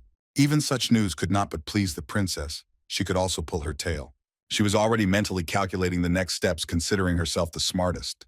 After training, Kyle also decided to deal with the shadow issue and visited the palace's memorial hall. Among the busts and portraits, he found one that impressed him the most. The painting depicted the first emperor, whose name was Kyle Agnes. And moreover, having the same name as the boy the Lord, he was also dug out from the outside. It's not like it came as a big surprise to the prince. After the sword from his reality appeared, he slowly entered this world as if it had always belonged to him. The prince's thoughts were interrupted by a female voice. The girl named herself Beatrice Elonis. The museum curator didn't expect Damon to be so interested in her. Beatrice was proud of her work because it was here that one could learn more about the history of the empire. Taking advantage of the moment, the boy asked about the organization of the shadows. When the girl began to explain the information as if it had nothing to do with her, Kyle cut her off. He knew perfectly well that Beatrice Elonis was the leader of the shadow organization, the so-called Eyes of the Empire. After his remarks, the museum curator's expression changed and she ordered him to follow her. No longer hiding her identity, she remarked that she had expected to see the prince here. Beatrice explained that their organization acts only in the interests of the empire and has free will. So they were busy observing Damon and his metamorphoses. Despite being appointed successor, the prince had to prove to them that he posed no threat. Countless swords aimed at Kyle to test the purity of his soul. This was a rather interesting move from a representative of a secret imperial organization. Dodging the first attack, the prince saw behind him a multitude of knights. But when they came down from their pedestals, he realized that they were clay golems. Kyle deftly dodged any attacks from them. He coped with the challenge quite quickly, which was quite unexpected for the members of the organization. Beatrice couldn't believe what she was seeing with her own eyes. Before her was an incredibly fast and powerful fighter who was not afraid of challenges. Having dealt with all the opponents in the hall, the guy finally turned his attention to the curtain. A magical barrier separated him from the Shadow's guardians. But the prince decided to really show them what he was capable of. With one attack, Kyle broke the protective barrier. The guy's strength was like nothing else. Entering the other half of the hall, he immediately approached one of the members of the organization. Without explaining anything to those around him, with one movement, Kyle delivered a stunning blow. He remembered from the novel that there were many demons among the members of the Shadows. And this case was no exception. The monster immediately manifested itself. To enhance his abilities, Kyle grabbed Alaxia. The demon hadn't even had time to move, and the prince had already managed to eradicate him from this world. Looking back at the members of the Shadow, he saw that they had fallen to their knees before him, acknowledging their lord. For them, the prince became not just the emperor's viceroy, but the viceroy of the eternal. The organization was founded by the very first emperor, Kyle Agnes. It turned out that for these people, the boy was undoubtedly the reincarnation of the soul of their lord. It was the appearance of Alaxia in his hands that became the decisive argument. This sword obeyed only Kyle Agnes, who, in fact, the boy really was. Realizing that this was to his advantage, the prince said he would give them the list. This list will contain the names of the possessed who were in the ranks of the organization. Instead, Kyle received information about Diana's involvement in the Shadows case. The princess found one of their branches and tried to bring them to light. But due to the lack of people, they needed time to cover their tracks. Prince Damon kindly agreed to help in this regard, without going into details. And that night, that same day, Megan met her next victims. The Death Witch grew more and more fond of her generous master. In the morning, Megan came to report to Kyle about the successfully completed assignment. In fact, she approached any matter very carefully and took into account the smallest details. The prince really liked this approach to the matter. Right now, the little things made more sense than the whole thing. Princess Diana paid attention to exactly these things, and one nuance was supposed to lead her straight to Alex. In this way, Kyle wanted to turn the relatives against each other and get rid of competition and backstabbing. Beatrice volunteered to check all the new servants in the prince's palace for spies, but this was not a priority for His Highness. Sometime after lunch, Princess Diana was finally informed that her entire unit had been destroyed. At first, she thought it was the work of members of the Shadow Organization, but as it turned out, the squad of the best fighters didn't even reach the desired location. Everything looked like a trap, which was what infuriated Diana the most. At the same time, traces of blood magic pointed to Prince Damon's ward. It was this witch who recently raised eyebrows in the Emperor's palace. But some evidence also pointed to the magician of the third Prince Alex. Jeremy loved using summoning magic. The princess believed Alex's version of human involvement within seconds as planned. A few days later, Damon and Megan set off to carry out the Emperor's test. Local residents were brought to the palace as extras, and they made disparaging comments about the prince's abilities. The magician Jeremy, of course, was present among them to later comfort his master's ego. Of course, hearing bad things about himself was unpleasant, but Kyle knew that it could be quickly fixed. Evelyn decided not to say goodbye to her brother in person this time. She watched from afar. The princess did not give up the idea of protecting the boy from a distance. It made her feel calmer. When Damon left, Jeremy came to the third prince for an audience. The magician has recently been leaning towards the fact that the object has found help for itself in black magic. Such changes could not have happened on their own. The eerie energy around Damon was especially striking. Jeremy was sure that the demons had a hand in this matter. After listening to his subordinate's report, Alex was in no hurry to rely on it 100%. This was a serious accusation that still needed to be proven. The fine line between diminishing the authority of the imperial family and eliminating a competitor was troubling. But Jeremy had already sent thugs after Damon to deal with the prince outside the capital without attracting attention. These two had no idea that before leaving the capital, the prince had decided to visit one place. The Moon Eye Guild, represented by Eileen, solemnly welcomed Kyle this time. They did a really good job while he was gone. The girl thought that Prince Damon had come here to find out information about the Ghost Legion. This is the problem that needs to be addressed as soon as possible. But he knew well where to look for them. Kyle's participation made changes to the plot of the novel. This time the prince was interested in information about the most powerful people after the emperor, and he didn't yet know what the outcome of his knowledge would be for those objects. Finally, Kyle asked to send a spy who had been following him before. It turns out the girl's name was Angela. Eileen took the opportunity to find out about the events in the Black Forest, especially when I caught sight of the woman standing behind His Highness's shoulder. Kyle wasn't going to answer, even though he saw that his interlocutor was right. From his expressive expression, the girl realized that she would pay a high price for this knowledge. The village to which Prince Damon and his companion were just now making their way lived a life of its own. None of the residents suspected that trouble awaited them. Andrew, as always, tried to fight off the boy who wanted to learn fencing from him. Even for money, he no longer wanted to be involved in any manifestations of violence. No one in this village knew his real name and former regalia. He had buried it in the past. The boy, in turn, was trying to protect his mother, which is why he was so persistent. This place was so remote that the letter of the law did not even come near here, so we had to rely only on our own strength. The boy was pulled out of his thoughts about his own future by the appearance of a strange man and woman. They were not local. Andrew, meanwhile, sighed with relief. This boy reminded him of his first love. He never thought their paths would ever cross again. Until now, the boy was her son. Lost in memories, he looked around and saw a stranger looking at him. The hair color, which Kyle did not hide, gave him away as a member of the imperial family. The prince introduced himself as Damon Agnes, and he wanted to get straight to the point. His Highness planned to meet with Andrew to get him to start working for him. He reported that this village was in great danger, and under such conditions, he was ready to help save people from trouble. But Andrew remained steadfast in his oath. He resolutely refused the offer. Kyle didn't try to persuade his husband. Much to Megan's surprise, he just left. He did this because he believed that the warrior would eventually come to him on his own. Danger awaited the prince and the witch again around the corner. The third prince's squad of assassins hurried to carry out the order. While Megan dealt with the pawns, Kyle looked for their leader. A moment later, he was already near the girl and took her life. Two attackers who happened to be nearby pounced on the prince to protect her, but he activated his power and a second later killed the first of them. Those members of the squad who were still alive decided that the confrontation was unequal and they needed to flee. But their plan was not destined to come true. The prince was not going to let them go so easily. When the fight was over, Angela joined Kyle and Megan. She reported the location of a group of demons who were waiting for the right time to attack. The boy, who had been watching what was happening all this time, rushed home to warn the locals. Meanwhile, Kyle agreed on a plan of action with the members of his group. The demons were watching the village from a nearby hill. They came for a specific person. Andrew, formerly known as the Ghost King, settled in this wilderness and was a prime target for evil. The monsters sensed the success of their operation, for now they had reinforcements. The chief of the intermediates held in his hands the coordinates for summoning the ghostly legion.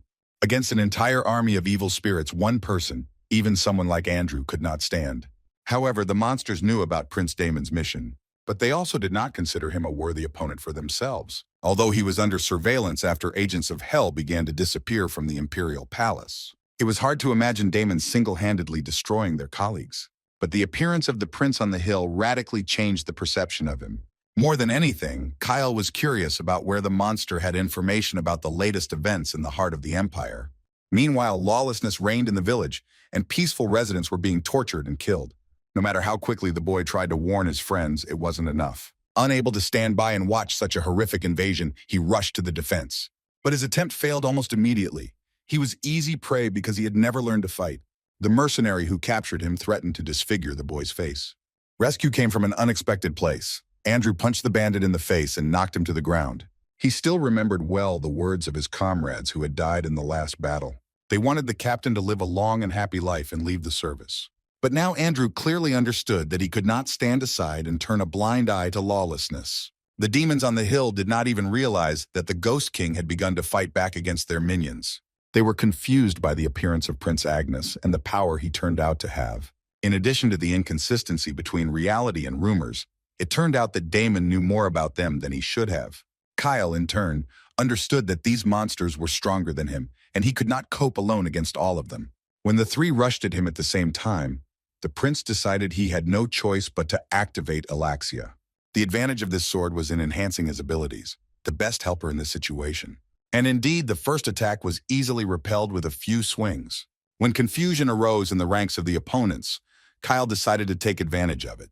He approached one of the demonesses and struck her with his sword. The wound proved fatal, but this caused the activation of two of her other henchmen. They simultaneously rushed at the boy, who had almost no strength left to hold the blade's energy. The resistance was fierce. The demons realized that they could not attack alone and acted in tandem. While one distracted the prince with his skills, another one was sneaking up on him from behind. But all their attempts were in vain precisely because they acted quickly. Kyle's barrier was still working. Time was running out, so the guy decided to counterattack. He caught up with one of the demons who seemed to be the leader of the group and neutralized him. Another monster released a stream of dark energy towards the prince. It was so massive that the guy had to gather all his strength to repel the attack. With a quick counterattack, he took the life of his opponent. The leader of the demon group was amazed by the skill of the disgraced prince. This unknown power caused fear. In his memory, only the Eternal Emperor had such unique, impressive abilities. This guess prompted the monster to escape and report it to management.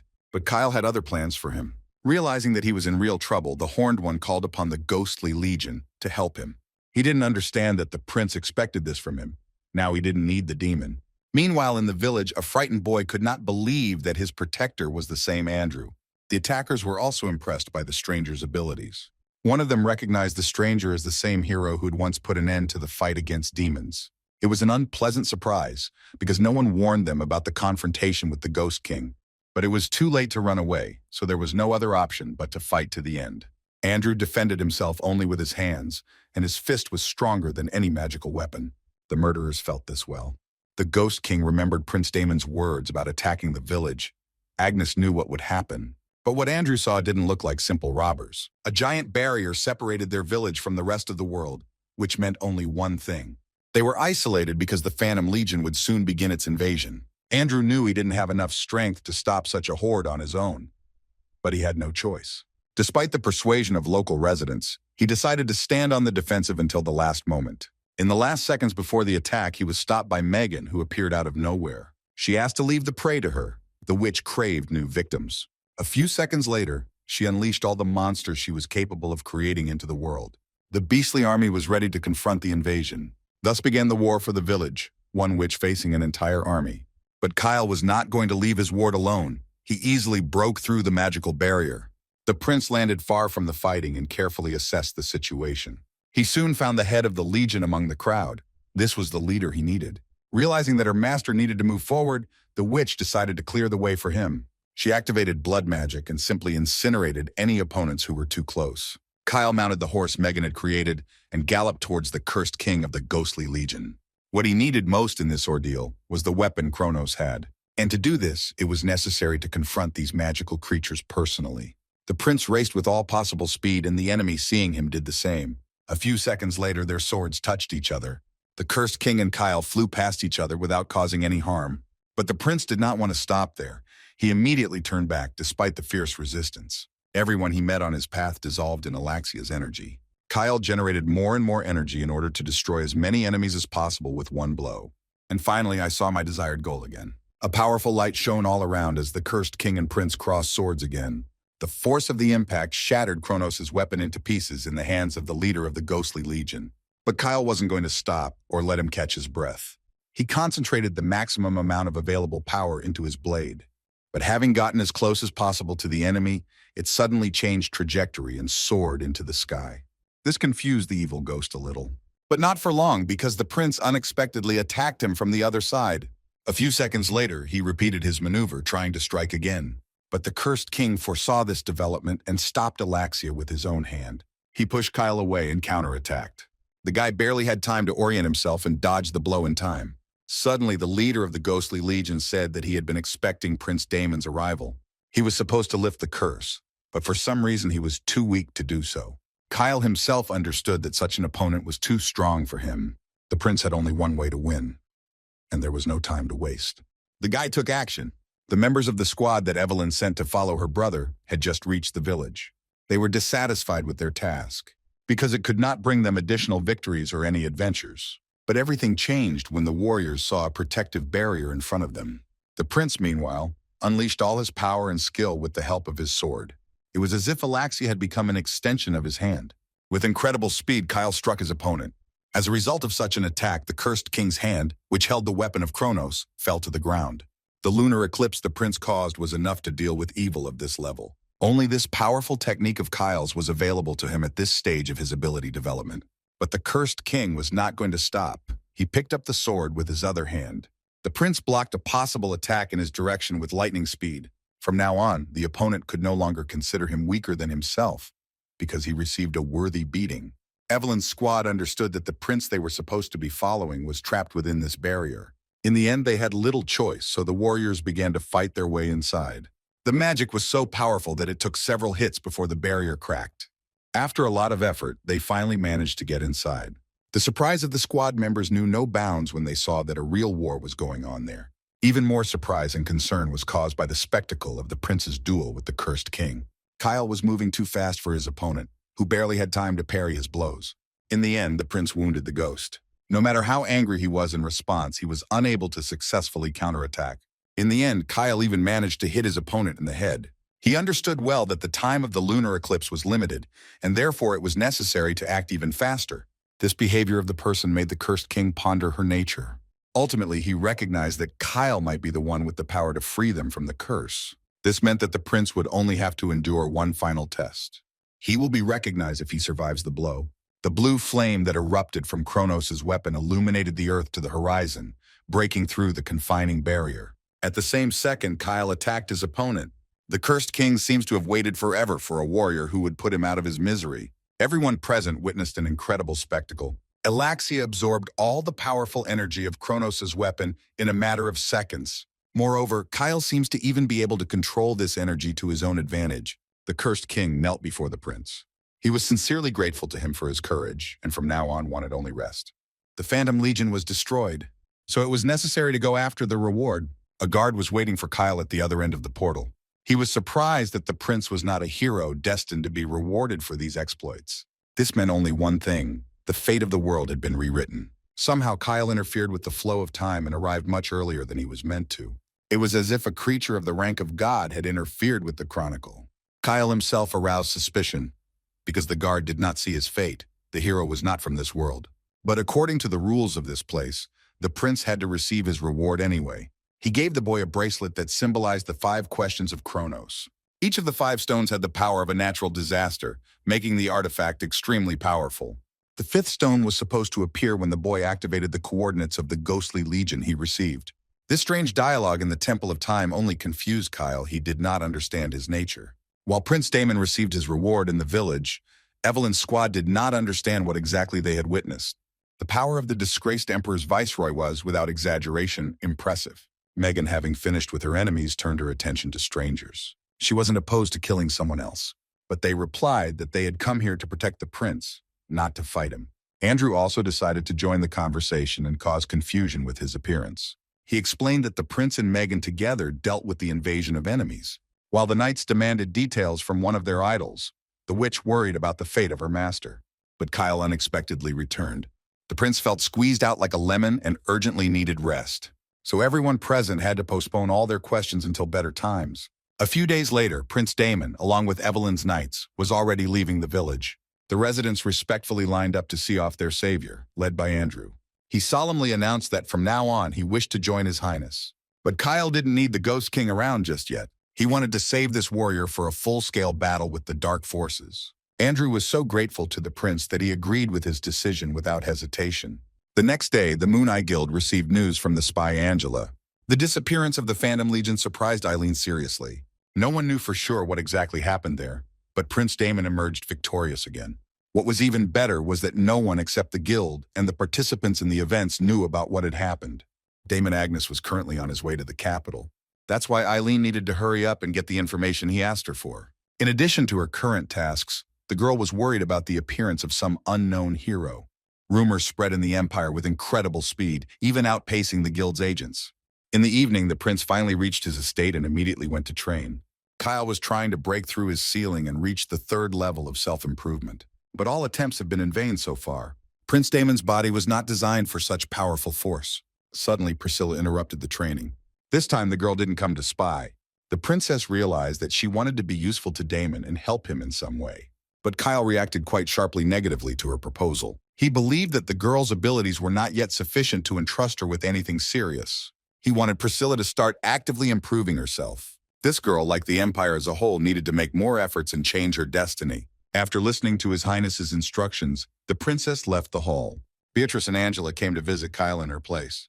The shadow was intended to warn Damon of the intentions of Prince Alex and his henchmen. They were planning something against the governor at the coronation ceremony. But this didn't scare Kyle at all. He expected Alex to waste no time and take action. Beatrice completed all the assignments in full and was not particularly confident in a positive outcome, unlike Megan, who longed to join her master. But this time, in Kyle's opinion, the witch should have stayed home. Before this night was over, she had to do something else to achieve his goal. Several days passed in preparation for the coronation ceremony, and finally the solemn day arrived. All the nobility and members of the imperial family gathered in the throne room. Jeremy signaled to his master that everything was ready for their plan. Taking advantage of Damon's late arrival, those present began to discuss incredible gossip about him. Evelyn's help was not in Kyle's favor. The presence of the detachment in the village was considered an additional force. But all conspiracy theories were silenced when the arrival of the regent of the throne was announced. Prince Damon paid no particular attention to anyone. He walked briskly to his seat. But his incredible energy made those present hold their breath, especially those who saw the prince for the first time. Kyle didn't feel the need to sway any of the people in this room to his side. He was only interested in the plan and the coronation ceremony itself. Diana, who tried to make small talk with him, was shocked by this attitude. Finally, the start was announced and Prince Damon was invited to the podium. The bishop began to read the ritual speech, but he was suddenly interrupted by the voice of one of those present. It was none other than Jeremy. The third prince's magician began to talk about his suspicions about the legitimacy of the ceremony. He believed that Prince Damon's sudden changes were due to dark magic, because such a striking transformation could not be achieved so quickly. Prince Alex approached Jeremy in surprise, pretending to be hearing about it for the first time. The sorcerer decided to add weight to his words. He shouted that he was sure that Damon had made a deal with the forces of evil. Making a fuss in the throne room, Jeremy began to insist that this information needed to be verified. And that is why the coronation ceremony had to be postponed. A few seconds later, members of the church order joined the crowd. The sorcerer summoned them to test his hypothesis. He wanted to perform a ritual to expose the demon in front of everyone, so that the prince would not be able to escape the consequences. Jeremy noted that he knew what would happen to him if he were falsely accused. But detaining the governor, he was confident in his rightness. The members of the church order began to recite the manifestation spell. Kyle offered no resistance at all. He remained absolutely calm. Jeremy was sure that the boy would not be able to bypass this spell. If the demon was truly inside the prince, the light that shone around him should have gone out. But when the ritual was over, no changes had occurred. At first, Prince Alex didn't even realize that he had fallen into a trap he had set. Jeremy, in turn, was preparing to imprison the owner's pitiful competitor. But the light did not fade. On the contrary, it became brighter and brighter. Prince Damon emerged from it unharmed and completely unchanged. The surprised customers didn't know how to react to what had happened. Everyone trusted the court sorcerer 100%. This is exactly what Kyle expected from his enemies. He held the opinion that one should not prevent people from digging their own graves. A few seconds later, the group of conspirators was arrested. Now no one could make Jeremy escape punishment. It was at this moment that Diana understood her brother's strange behavior. he turned out to be more cunning than many. This man was no longer a weak, disgraced young man fighting for his miserable life. The third prince's magician was right about one thing. Such changes did not happen by themselves. When the conspiracy was exposed, the coronation ceremony continued. A few minutes later, Damon Agnes was solemnly proclaimed Emperor Darren's heir. The third prince barely restrained himself from tearing his vile competitor to pieces on the spot. This sight made Diana smile with delight. The girl hated it most of all when Alex was happy. As silently as they had appeared, the official regent of the throne quickly left the coronation hall. A hungry witch was waiting for him at home who had to do something important for him. Kyle gave Megan the coordinates of the Bloody Tower's location. Surprised, she didn't understand at all why she needed this information. But the prince had a plan according to which Megan was to conquer this magical fortress for herself. Sitting in prison shackled, Jeremy berated himself for his short-sightedness. Damon turned out to be more cunning. He managed to fool everyone despite the evidence. Now the sorcerer faced the death penalty for his act, which was tantamount to treason. Jeremy hoped for the intervention of the third prince. And just as he thought about it, Alex walked up to the bars. But the prince did not look like a man who could stand up for his faithful servant, quite the opposite. He made it clear that from now on, Jeremy could only rely on his own strength. Shocked by such betrayal, the sorcerer did not know what to say. His master, whom the magician had served faithfully and truthfully all these years, turned out to be a disgusting scoundrel. To compensate for his unspeakable rage, Prince Alex descended into the casemates of his own estate. His Highness so whipped the prisoners and his own men that they were unable to get up. From that moment on, the prince swore to himself to personally deal with Damon's fate. He walked, contemplating his next actions, past the prisoners who begged Alex to die. Meanwhile, far from the capital, two demons discussed the sudden disappearance of their colleagues. A very small circle of people knew about the plans for the original Legion, and Prince Damon's appearance there made me think that he had some secret leverage in this fight. It seemed that all the information they were accumulating about him was only misleading everyone. They were also concerned about the fate of their agent in the university's magical tower, where the prince intended to visit. It was decided to notify him so that the demon would behave more carefully and not expose himself. The next day, Austin the Proud met Prince Damon at the university. He was a teacher of magic, which he was not too lazy to kindly inform. It is natural that Priscilla studied at this university. At this very time, the girl was walking anxiously through the corridors, pondering the prince's words. Suddenly, her attention was drawn to a crowd of students who were watching someone intently. When the girl went to the window and saw who was the object of the excitement, she was very surprised. In the courtyard of the educational institution stood Prince Damon himself. Kyle immediately announced his intention to inspect the magic tower. He didn't just visit this location today. The guy wanted to change something in history. Reaching the lecture hall door, he asked if he could attend the magician's lecture that was being held there. Austin the Proud was a little confused at first, but Kyle was very insistent on his desire and did not want to hear any refusals. Opening the door, he immediately looked around the amphitheater with the students. Among the young magicians, he immediately saw the person he needed. The boy's name was Alan, and he had no idea of his glorious future. One day he will become the first powerful legendary hero to be called the Whisperer. It is this man, the most powerful magician of the Empire, who will become one of the best friends of the future hero. But now he was only at the beginning of his journey. In the novel, he met with resistance members too late to tip the scales in favor of humanity. He had little time left to reveal himself in this team, and this led to his loss in the war. In Kyle's opinion, this was the reason for the fall of the Empire, which he wanted to fix today. Since the prince himself was here, there were two ways to do this. He decided to do both at once, continue to absorb the Empire and help its hero. Sometime later, the professor, concluding his lecture, asked if the students had anything to say. One young man replied that he wanted to ask something, but he only wanted to hear the answer from Prince Damon, who was present at the lecture. He inclined to the majority opinion that members of the imperial family were more knowledgeable about everything. That's why the guy was curious about Damon's opinion about the formula the professor wrote on the board. The current level of magic did not allow for a solution to this problem, so any suggestions were welcome. In reality, the red-haired sly man was motivated by Priscilla. He was outraged by the prince's refusal to marry her. The professor tried to tactfully refuse the student, but was interrupted by Damon. He kindly agreed to put his thoughts out there for everyone to see. After a few minutes, the students even forgot how to breathe. The formula was supposed to find a connection between space-time and magic and was very interesting to Alan. That's why Kyle decided to recreate it from the novel from memory. As he expected, the boy kept watching him. It was this great magician who discovered it in the chronicles. This direction was his passion. And now, by revealing her secret, The prince was turning history around for the benefit of humanity in the future. But the spectacular solution to such a complex task interested not only Alan. The professor was fascinated and wanted to immediately work on this interesting theory. The only person who, on the contrary, fell into despair from new knowledge was Priscilla. The girl finally lost faith in her own abilities in the face of Prince Damon's abilities. Not wanting to participate in any further dialogue, Kyle walked out of the audience. After leaving the lecture, the prince went up to the master's office. Clifford Oslima soon joined the boy, apologizing for being late.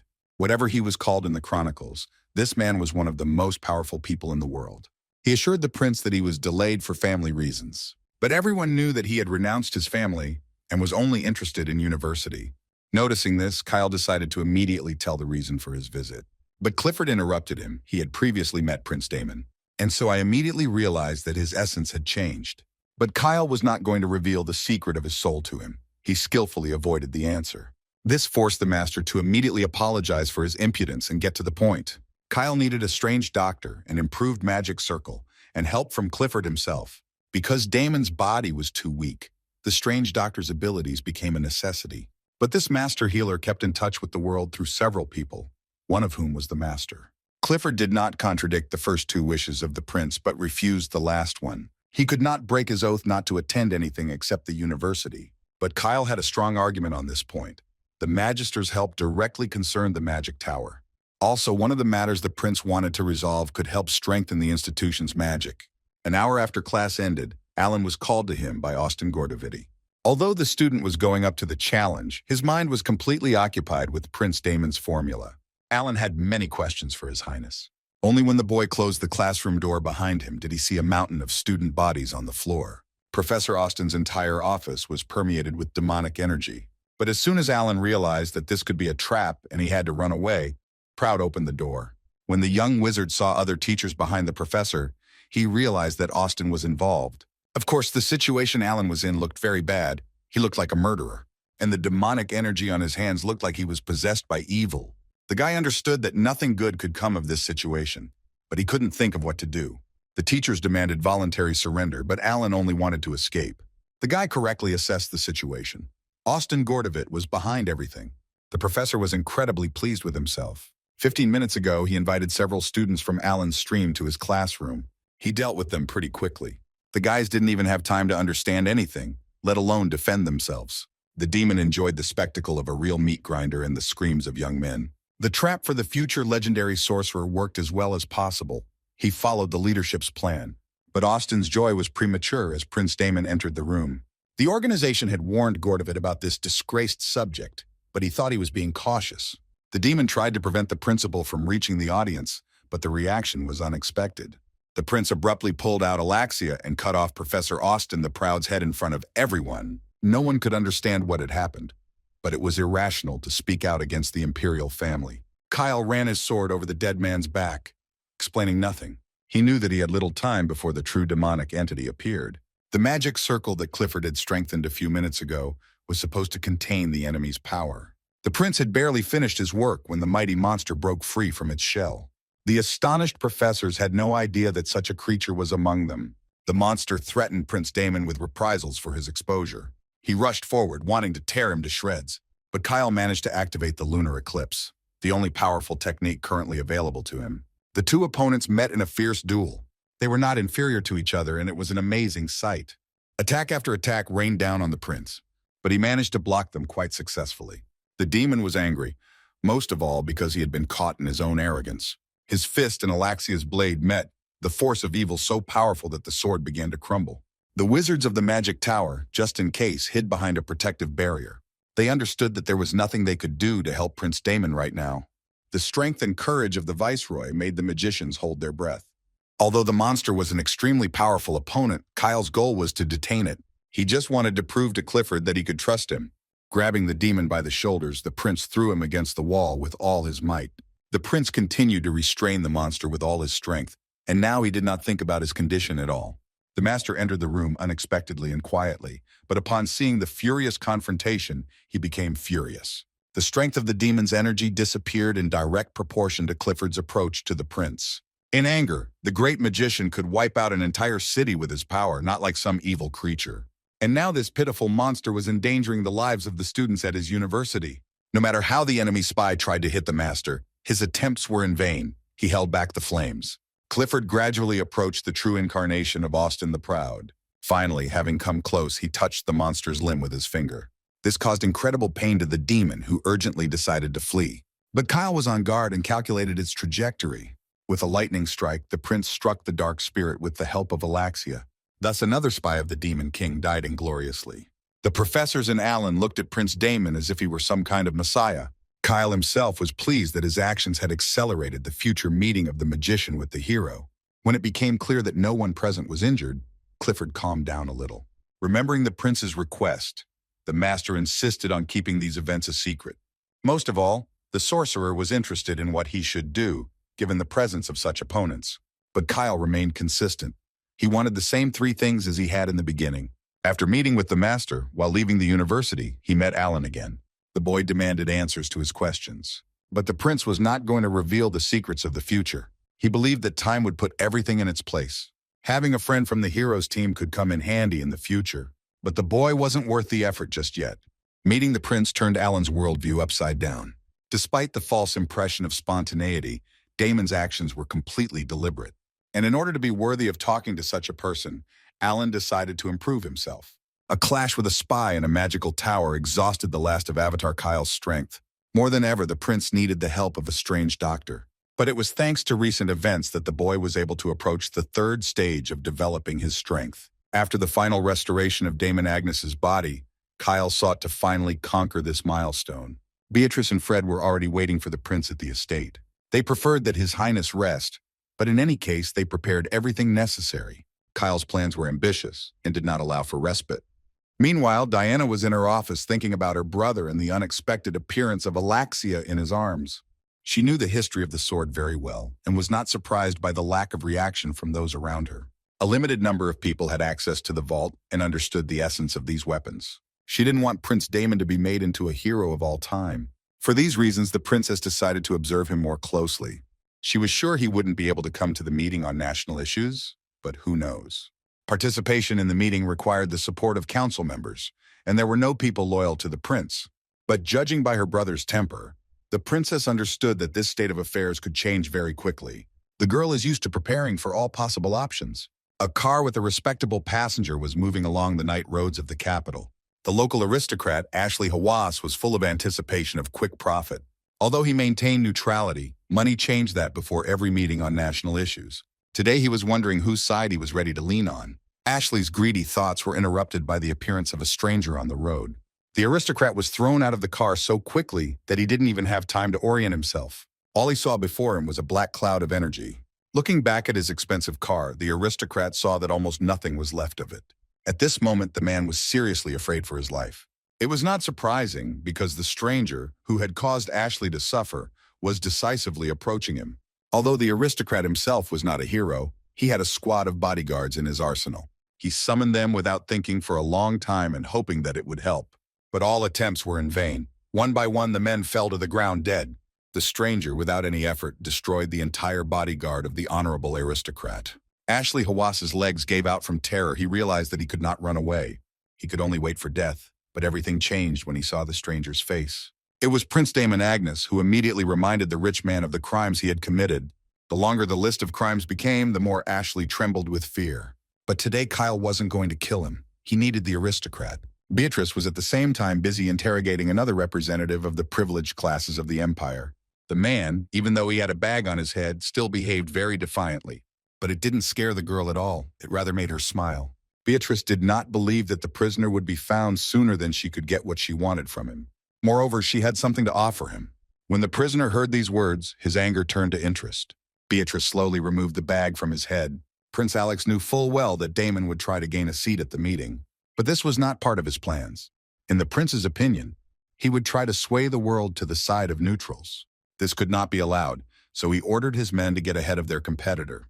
The longer this confrontation continued, the more hatred accumulated in Alex's soul. Having accomplished all of his goals for today, Kyle decided to return to his self-improvement. This was his last chance to successfully change the fate of the empire. He released his energy and began to generate a lunar eclipse. Gradually, a powerful force filled everything around him, and the boy completely immersed himself in his practice. After making great efforts, he finally reached the third stage of self-cultivation. Beatrice and Fred watched the starlight over the prince's estate, not realizing that he was the cause of it. That same evening, the master of the Crooked Tower pondered the organization's precarious future. Eric de Coles believed they needed someone powerful to survive, and if Megan, the witch of the celestial slaughter, appeared before him right now, he would be incredibly happy. Eric's thoughts were interrupted by a servant who reported a fight at the gate. The master immediately hurried there, but stopped when he saw the bloody spectacle involving his men. Megan, upon seeing the chief local sorcerer, playfully greeted him. A few minutes later, they were sitting in the office, answering each other's questions. When the witch introduced herself, the reaction of everyone present irritated her a little. To be honest, Megan had hoped for more resistance and skill from the local sorcerers. She completed her master's task but decided to do something more: create a strong army. Upon learning of the murder of the spy in the Magic Tower, the demon conspirators met again. They tried to analyze what happened and the involvement of the university master in the case. Of particular concern was the possible conspiracy between Clifford and Prince Damon. Ultimately, they coordinated the assassination of the imperial governor, especially considering the existence of such black hatred towards him from the third prince. The demons wanted to get rid of most of the influential pieces from the chessboard before the hero appeared. The day of the meeting on national issues arrived, and participants began to gather in the conference room. So far, only the council members could observe each other and gossip. There was no representative of the imperial family yet. Ultimately, all conversations, whatever they were, came down to Prince Damon. But the gossip fell silent when Princess Diana entered the conference room with her bodyguards. She always arrived early to stay up to date with everything. The second Princess Evelyn followed her into the room. Eugene surprised the aristocrats by appearing without security. The third prince entered the conference room without attracting much attention, which was uncharacteristic of him. He focused all his attention on Damon and was glad he hadn't shown up. The third prince considered himself an extremely far-sighted man. Although the hypothetical appearance of the enemy was stressful, Alex was confident that he had outplayed him. The day before, the prince had spent the lion's share of time trying to win over everyone he could to his side. Evelyn stood up from her chair and announced the start of the meeting. But the announcement of the arrival of the sixth prince, Damon, made everyone freeze. Kyle was not used to such warm meetings, so without greeting anyone, he quickly walked to his seat. A long silence fell in the conference room. None of the members of the imperial family could understand how the boy entered this hall. The first to break the silence was, of course, the third prince. He attacked one of the managers, demanding an explanation. Alex was sure that Damon had somehow tricked the security guards. But the administrator announced that the viceroy had received the support of 11 members of the council. This news seemed to physically hit the third prince on the head. He looked sharply back at the council members he had recruited the day before. Kyle carefully watched his competitors' twitches and even enjoyed them a little. He noted that he had secured the support of council members who were not at all neutral, as his brother had believed. And to sow even more discord in the ranks of the competitor, he noted that the problem was precisely with Alex's people. Finally, the third prince completely lost control of himself. At that very moment, Kyle announced the start of the meeting with a smile. Evelyn, as the oldest member of the council, announced the summons. But the aristocrats present did not listen to her at all. They were busy examining the viceroy. Only after seeing Prince Damon could one understand why the sorcerer Jeremy had been imprisoned. A legitimate viceroy could create problems for the established dark forces in the empire. In turn, Kyle also closely observed everyone present. He understood that he had to eliminate half of them and teach the rest to live by the changed rules. The main problem for the prince was still Alex. Their relationship was rapidly deteriorating. While Kyle was lost in thought, Evelyn had already summed up the meeting and declared it closed. A vote has already been taken on the last question. But suddenly, Prince Damon decided to make a statement. He wanted to discuss organizing the parade and holding it earlier this year. The catch was that members of the imperial family had to be present there with their own troops. And everyone except Prince Damon had their own people, but he was alone. Evelyn didn't know how to react, although she understood that she often couldn't understand her brother's train of thought. Damon insisted on not spending more than a Sunday preparing. This proposal did not find any contradictions on Eugene's part, but Diana decided to disagree. The princess could not blindly follow the prince's path, not understanding where it would lead. The third prince also supported the initiative. He was still focused only on killing his brother, and it didn't matter to him how and under what circumstances it should happen. Evelyn only now understood her confidant's concern about Damon. The man considered him an absolute monster, considering that the prince had no military training. Now she saw that her brother thought strategically in categories that were inaccessible to most. The princess was interested in the reason for Damon's sudden proposal. She knew very well that the guy had a very limited circle of people loyal to him, but he was still in such a hurry. She even offered him her people just in case, but he, of course, refused. Instead, the prince himself decided to share some information with his sister. For several hours, Princess Diana wandered through the rows of her library, pondering what had happened. She couldn't understand anything, no matter how hard she tried, and Prince Damon's visit to her completely confused the girl. The princess preferred to get straight to the point. She was eager to learn more to analyze her competitor. Kyle did not shy away from the subject of conversation. He declared that he wanted to fight Alex. This desire of her brother only caused even more confusion in the girl. Without dwelling on what he had said, he added that he would like to borrow Diana's strength in order to win. Now the princess completely stopped holding back her emotions. She laughed out loud. She still considered the boy weaker than her and didn't want to risk her reputation to help him. Ultimately, the princess was interested in her own benefit. Sitting across from him during these words, she showed her impressive energy. But Diana had no idea that in front of her was not the same, former Damon.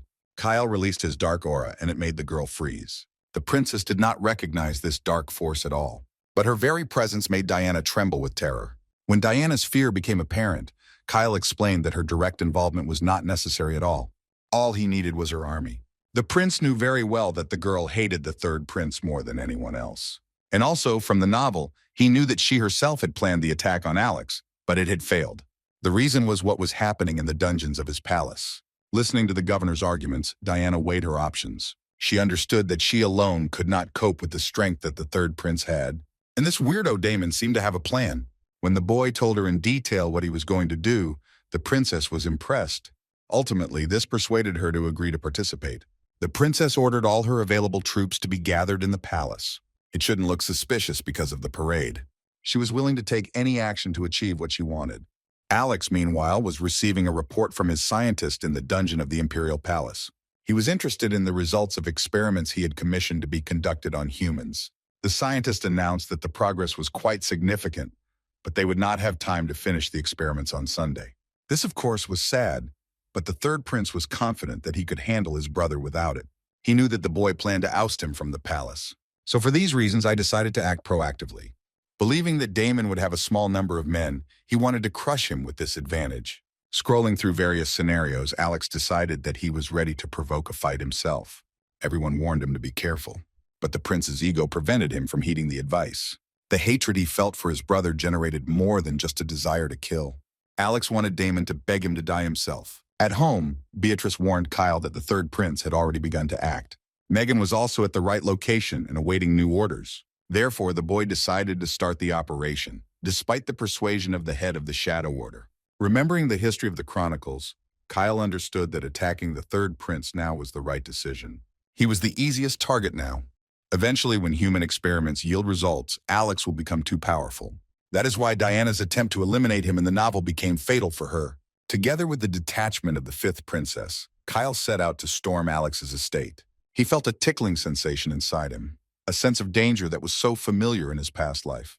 The sentry sorcerers guarded the entrance to the palace, unaware of what was coming their way. As if from under the ground, a small army appeared before them, led by the sixth prince. None of them had time to warn their master. One by one, Kyle eliminated both of them. As soon as his foot crossed the threshold, guards and sentries began to rush into the hall from all sides. And although they were fearless, it was clear in advance what the results of the battle would be. In a matter of seconds, the third prince's palace turned into a slaughterhouse. The fifth princess's army of elements was impossible to resist. They were the most experienced warriors. And today, Prince Alex's people felt their heavy hand. A not-so-large detachment of fighters raised a storm that destroyed everything it touched. When everything was over in the lobby, Diana's people wanted to leave with Kyle, but he preferred to advance up the mountain himself and sent the princess's men into the dungeon. The army of elements encountered many obstacles on its way and successfully dealt with them. Anyone who dared to resist them paid the price with their lives. When they finally reached the first room of the laboratory, what they saw shocked them. Those who had once called themselves humans looked like monsters, devoid of any trace of humanity. The third prince's sorcerers immediately tried to stop the uninvited guests. They decided to use the newly created creatures for this purpose. But such actions only angered the army of the fifth princess, who were determined to destroy everything they saw. A fierce battle began between the forces of good and evil. Kyle also progressed in his search, wandering the corridors of Alex's palace. And although he was alone, his appearance was feared as much as the entire army that came with him. But all attempts to stop him, no matter how powerful, failed. He overcame every obstacle with lightning speed, leaving behind the corpses of his opponents. Each time, Alex's defenders grew in number, and they were not going to retreat, because they were more afraid of their master than of the stranger who came to them at night. In the end, the prince was so fed up with the petty skirmishes that he decided to take drastic action. Due to the upgrade of his strength, he was now able to release a strong stream of his energy faster. Like giant tentacles, the aura particles found their targets and struck them. In the end, a few seconds after activating this skill, no one was left alive except Kyle. The dungeon laboratory was cleared in 20 minutes. It seemed like the mission would soon be completed. Now the betrayal of the third prince was obvious. He had bound himself by a pact with the demons. The head of the elemental army squad approached the door, which was at the very end of the room. Opening them a few centimeters, he was met with a furious flow of dark energy. But the man didn't have time to react because he was instantly killed by the creature hiding there. This was the same scientist Alex constantly consulted with. His cover was threatened by a surprise attack on the third prince's palace. Because of this, people were able to learn about the existence of demons in their ranks much sooner than planned. There was nothing that could be done about what had happened, so the scientist had to flee. He quickly ran out of the palace, constantly looking back to make sure he had not been noticed. But the escape was a failed attempt because Megan suddenly appeared on his way. The witch felt the powerful energy emanating from this stranger and decided to attack immediately. The scientist was taken by surprise and barely managed to dodge and avoid the blow. Megan licked her lips at the anticipation of delicious food. While the sixth prince attacked Alex's palace, Diana could not decide whether she should join the offensive. She was worried that Damon wouldn't be able to defeat the third prince on his own. Of course, the death of the most impudent weirdo was also a good option, but she was interested in dungeons. In the end, the princess decided to go to Alex to make sure of the death of her main enemy. Evelyn also came to the palace with her people because of the information her brother shared with her. She didn't fully understand Damon's plan, but it was obvious that an offensive was underway. The intervention of the fifth princess was also undisguised, as her troops were visible from afar. A lot of time had passed since the last fight, and it seemed that all obstacles on Alex's path had disappeared. But it was a deceptive feeling, and Kyle had good reason to remain vigilant. The sudden attack of the demoness was swiftly repelled by the prince. The first was immediately followed by a second, but it was not possible to break through His Highness's defenses. Another henchman joined the demoness, attacking from the side. The impact was so strong that Kyle lost his balance and hit the wall opposite. These two monsters were higher in rank than all the previous ones, and they were sure that they were stronger than him. Their appearance in Alex's palace was no accident. The scientist was calling for help. From what they saw now, he was demanding protection from a single snotty. But on the other hand, it was the perfect moment to finish off the prince. Damon has recently caused a lot of concern among the leadership of their organization. While the two held an impromptu meeting, the prince had time to recover somewhat from the insidious attack.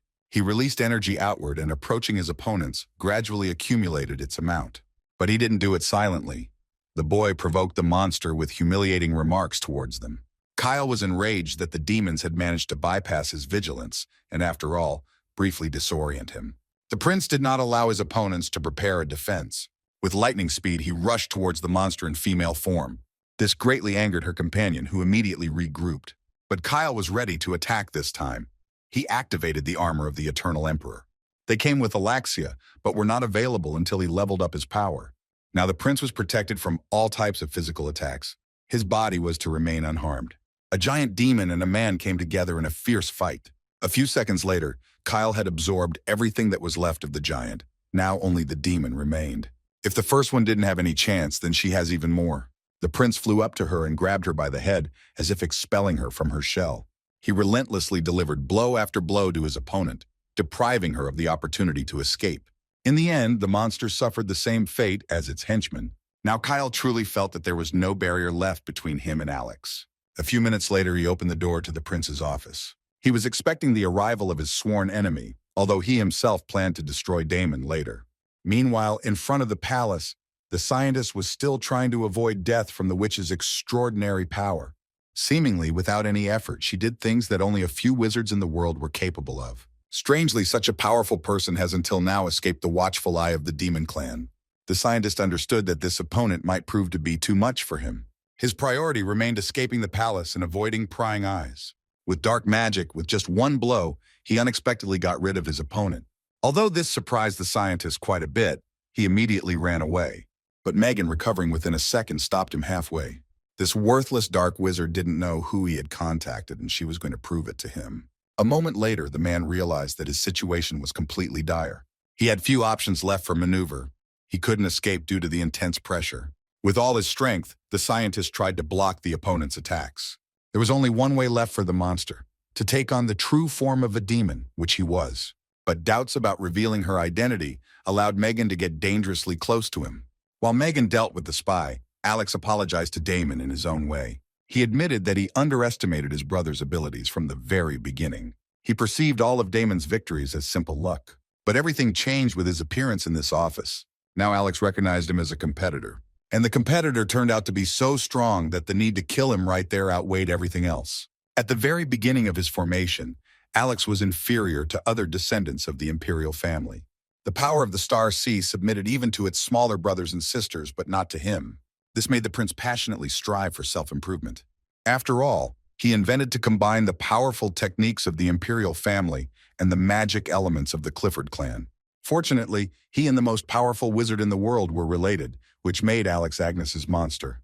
But as time passed, the third prince's power level almost completely stopped increasing. It was in this moment of despair that a scientist came to him, promising to throw the throne at Alex's feet. Of course, he agreed to the conditions of the cunning demon, which was the stranger. The prince did not care about the price. Alex did not object to any of the horrific experiments on humans in the dungeons. It was the results of black demonic magic that gave the third prince a significant increase in power. And now this worthless Damon was trying to thwart all plans for greatness and power. Kyle donned his armor, preparing for the main battle of the night. The light of his energy instantly absorbed the third prince's aura and gradually filled the office. Alex had never seen such a strange power before. He considered the power of the Star Sea to be the most powerful on the planet, as did other members of the imperial family. Tired of talking, the prince was the first to attack the uninvited guest. With one movement, Kyle parried his opponent's blow. Having done this, His Highness immediately launched a frontal attack. This made Alex laugh because he considered such an act to be a real suicide. The containment spell formed a cocoon around Kyle. But the third prince's tactics were ineffective. The attacker's advance was not stopped. Eventually, the sixth prince reached his target and struck, forcing Alex to quickly dodge. When the first blow missed its target, Kyle immediately attacked again. Only the protective barrier that the third prince quickly formed between them saved him. The attacker did not give up. In the excitement of the fight, the prince did not take into account the structural strength of the building, and the floor of the office collapsed. Since Kyle was at the epicenter of the collapse, he fell along with the concrete debris into the palace hall.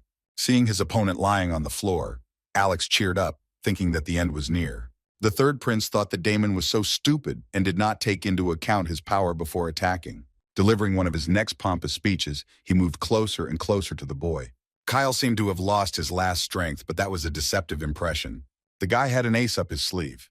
He decided to use one of Kronos' questions and freeze time. He rose to his feet, activating the bracelet with a smile. Alex didn't really understand what his opponent had done, but the fact that he was still breathing was driving him crazy. The battle erupted with renewed vigor. But none of the third prince's blows reached their target. They were destroyed by the barrier around Kyle. While Alex was considering how to change tactics, the opponent took advantage of the delay. The sixth prince grabbed his enemy by the head and threw him to the other end of the room. The object of the attack did not even have time to properly defend itself from surprise. The pressure was too much. And in the end, it turned into a powerful explosion in the middle of the once beautiful hall of the palace. Kyle smelled blood and couldn't stop. Victory was too close. He accelerated the frequency of his attacks to make effective defense impossible. Alex understood that to save his life, he needed to increase the distance between them. With the last of his strength, the third prince generated a powerful shield that pushed the enemy back the required distance. But no matter how hard he tried to hold back the pressure, it slowly buckled under the force of his brother's thrust. In the end, the defense was finally destroyed. Kyle demanded a decent fight from Alex, not half-hearted defense. Once again pinning his competitor against the wall, he noticed that he would die at his hands. This behavior, which had previously caused his brother's ridicule, was horrifying. Damon turned out to be a monster. The guy seemed to have turned into a real death machine. Kyle decided to use his strength to the maximum. This should be enough for the final victory. The race for survival began with Alex simply running away from the angry knight in armor. He tried to protect his life with all his might, terrified by the realization of his mistake. The third prince felt the sword of death rapidly approaching his chest. This forced him to gather his will into a fist and generate all his power into one blow. The ceiling of the palace hall was illuminated by myriads of lightning bolts. After hovering there for a split second, they flew rapidly towards Kyle. But in an instant, all this powerful energy was absorbed by Alexia and transformed into black mist. Stunned by such an instant transformation, Alex realized he had no more options left. He couldn't let Damon win and was willing to do anything to make it happen. In desperation, Alex summoned all the available dark energy stored deep within his body. Instantly transformed into a product of demonic power, the third principal went on the offensive. Kyle didn't stop him from committing suicide. He wanted to see the horror in his brother's eyes before his death. It was at this moment that Evelyn and her men entered the palace. Megan also immediately felt a powerful energy burst out and pulled away from her opponent. The scientist immediately took advantage of this and escaped through the portal. The witch was very upset by this ending of the duel. She hoped that she could absorb this powerful force and advance in her self-cultivation. Megan was very attracted to the powerful dark magic that was now oversaturated in the third prince's palace. In recent days, she had often remembered her promise to destroy her master. But now she was completely content to be with him. Megan decided to join Prince Damon inside the enemy's palace. Meanwhile, Alex had already managed to release dark magic towards Kyle. But he deftly dodged the attack and wounded the third principal with his sword. He didn't have time to orient himself in time and prepare some safe tactics for himself. Alexia tore him to pieces, causing incredible pain. But his opponent didn't even think about stopping. It was a battle to the death. Alex signed his own death warrant when he clearly demonstrated his collaboration with demons. Kyle saw perfectly well that they were no longer alone. Evelyn had legitimized the elimination of the traitor with her presence. From this point on, his actions will not be considered a violation in the eyes of the law. In the eyes of other members of the imperial family, the sixth prince restored their honor and respect. But at the same time, he didn't want to just kill his opponent in a few seconds. Kyle wanted to torture him before he died, so that it would be perceived as a lesson for other traitors. Enjoying the action to the fullest, he drove Alexia into the third prince's chest. As Alex departed to another world, he only thought about who his opponent really was. He was sure that what was standing before him now was not his worthless brother Damon. He had neither such strength nor such character. But not only was he pondering this question, Kyle was also pondering his own nature. Even in his real world, he was significantly different from everyone else, as if he were an alien. The boy was sure that only by mastering his power would he be able to learn the truth about his essence. The third prince finally breathed his last. Prince Damon won this battle of honor. Kyle's thoughts were interrupted by the appearance of Diana. The girl could not believe her eyes. What was most impressive was that the once worthless brother was able to deal with the powerful Agnes monster. But it was inappropriate to clarify the relationship, because Alex's loyal guards were rushing to them. Within 3 days, a crowd of people gathered near the palace of the sixth prince, wanting to join his army. Priscilla was impressed, although she herself would have gladly joined the people who could be of use to Damon. But Kyle didn't want to see any of them. With Diana's help, they defeated Alex's most dangerous henchmen. He sent Fred to meet the outstanding individuals who organized the selection. The princess watched the prince, analyzing how he had changed over time. His aura was unlike any she had seen in her entire life. To be at least somehow useful, the girl even learned how to brew his favorite drink, coffee. But as it turned out, it didn't suit his taste at all, as is Megan's taste, which has become an integral part of the living room gatherings. The presence of this stranger greatly angered Priscilla, especially since the princess couldn't understand the strange relationship between Damon and her. In the end, the girl decided to directly ask about what was bothering her. But the witch responded in her usual manner, provoking Priscilla to indecent thoughts. Kyle calmed both girls down. He had serious plans that needed to be thought out in detail. After the last battle, his body's condition deteriorated. If such consequences are ignored, he may soon die of his own strength. Also, one of the prince's goals was to restore Alexia, and he needed to find the rest of the blade. Kyle's thoughts were interrupted by the appearance of Fred, who opened the door to the room. He announced that the venerable Sir Oscar Ascalon requested an audience with His Highness. To be honest, the prince suspected that he would appear on his doorstep. This man served the Agnes family and was the best swordsman in the empire. Evelyn was also deep in thought at home. The girl analyzed everything that had happened in recent days. Her brother turned out to be not at all the weak young man she had worried about. In terms of power, he eventually surpassed the monster that Alex was considered to be. Of course, the result of the betrayal was that the third prince's former henchmen abandoned him. The black magic Alex experimented with left him with the imprint of a pariah forever. It was obvious now that Damon had planned to do what he did from the beginning. He undoubtedly had information from somewhere about what exactly the third prince was doing in his palace. Evelyn herself was troubled by the fact that she witnessed the almost instantaneous absorption of Alex's powers by Damon. After all, the princess admitted deep down that she might soon come face to face with the prince. The girl's thoughts were interrupted by the appearance of a servant. It turns out that guests have come to her house. The fourth prince, Eugene, decided to visit Evelyn.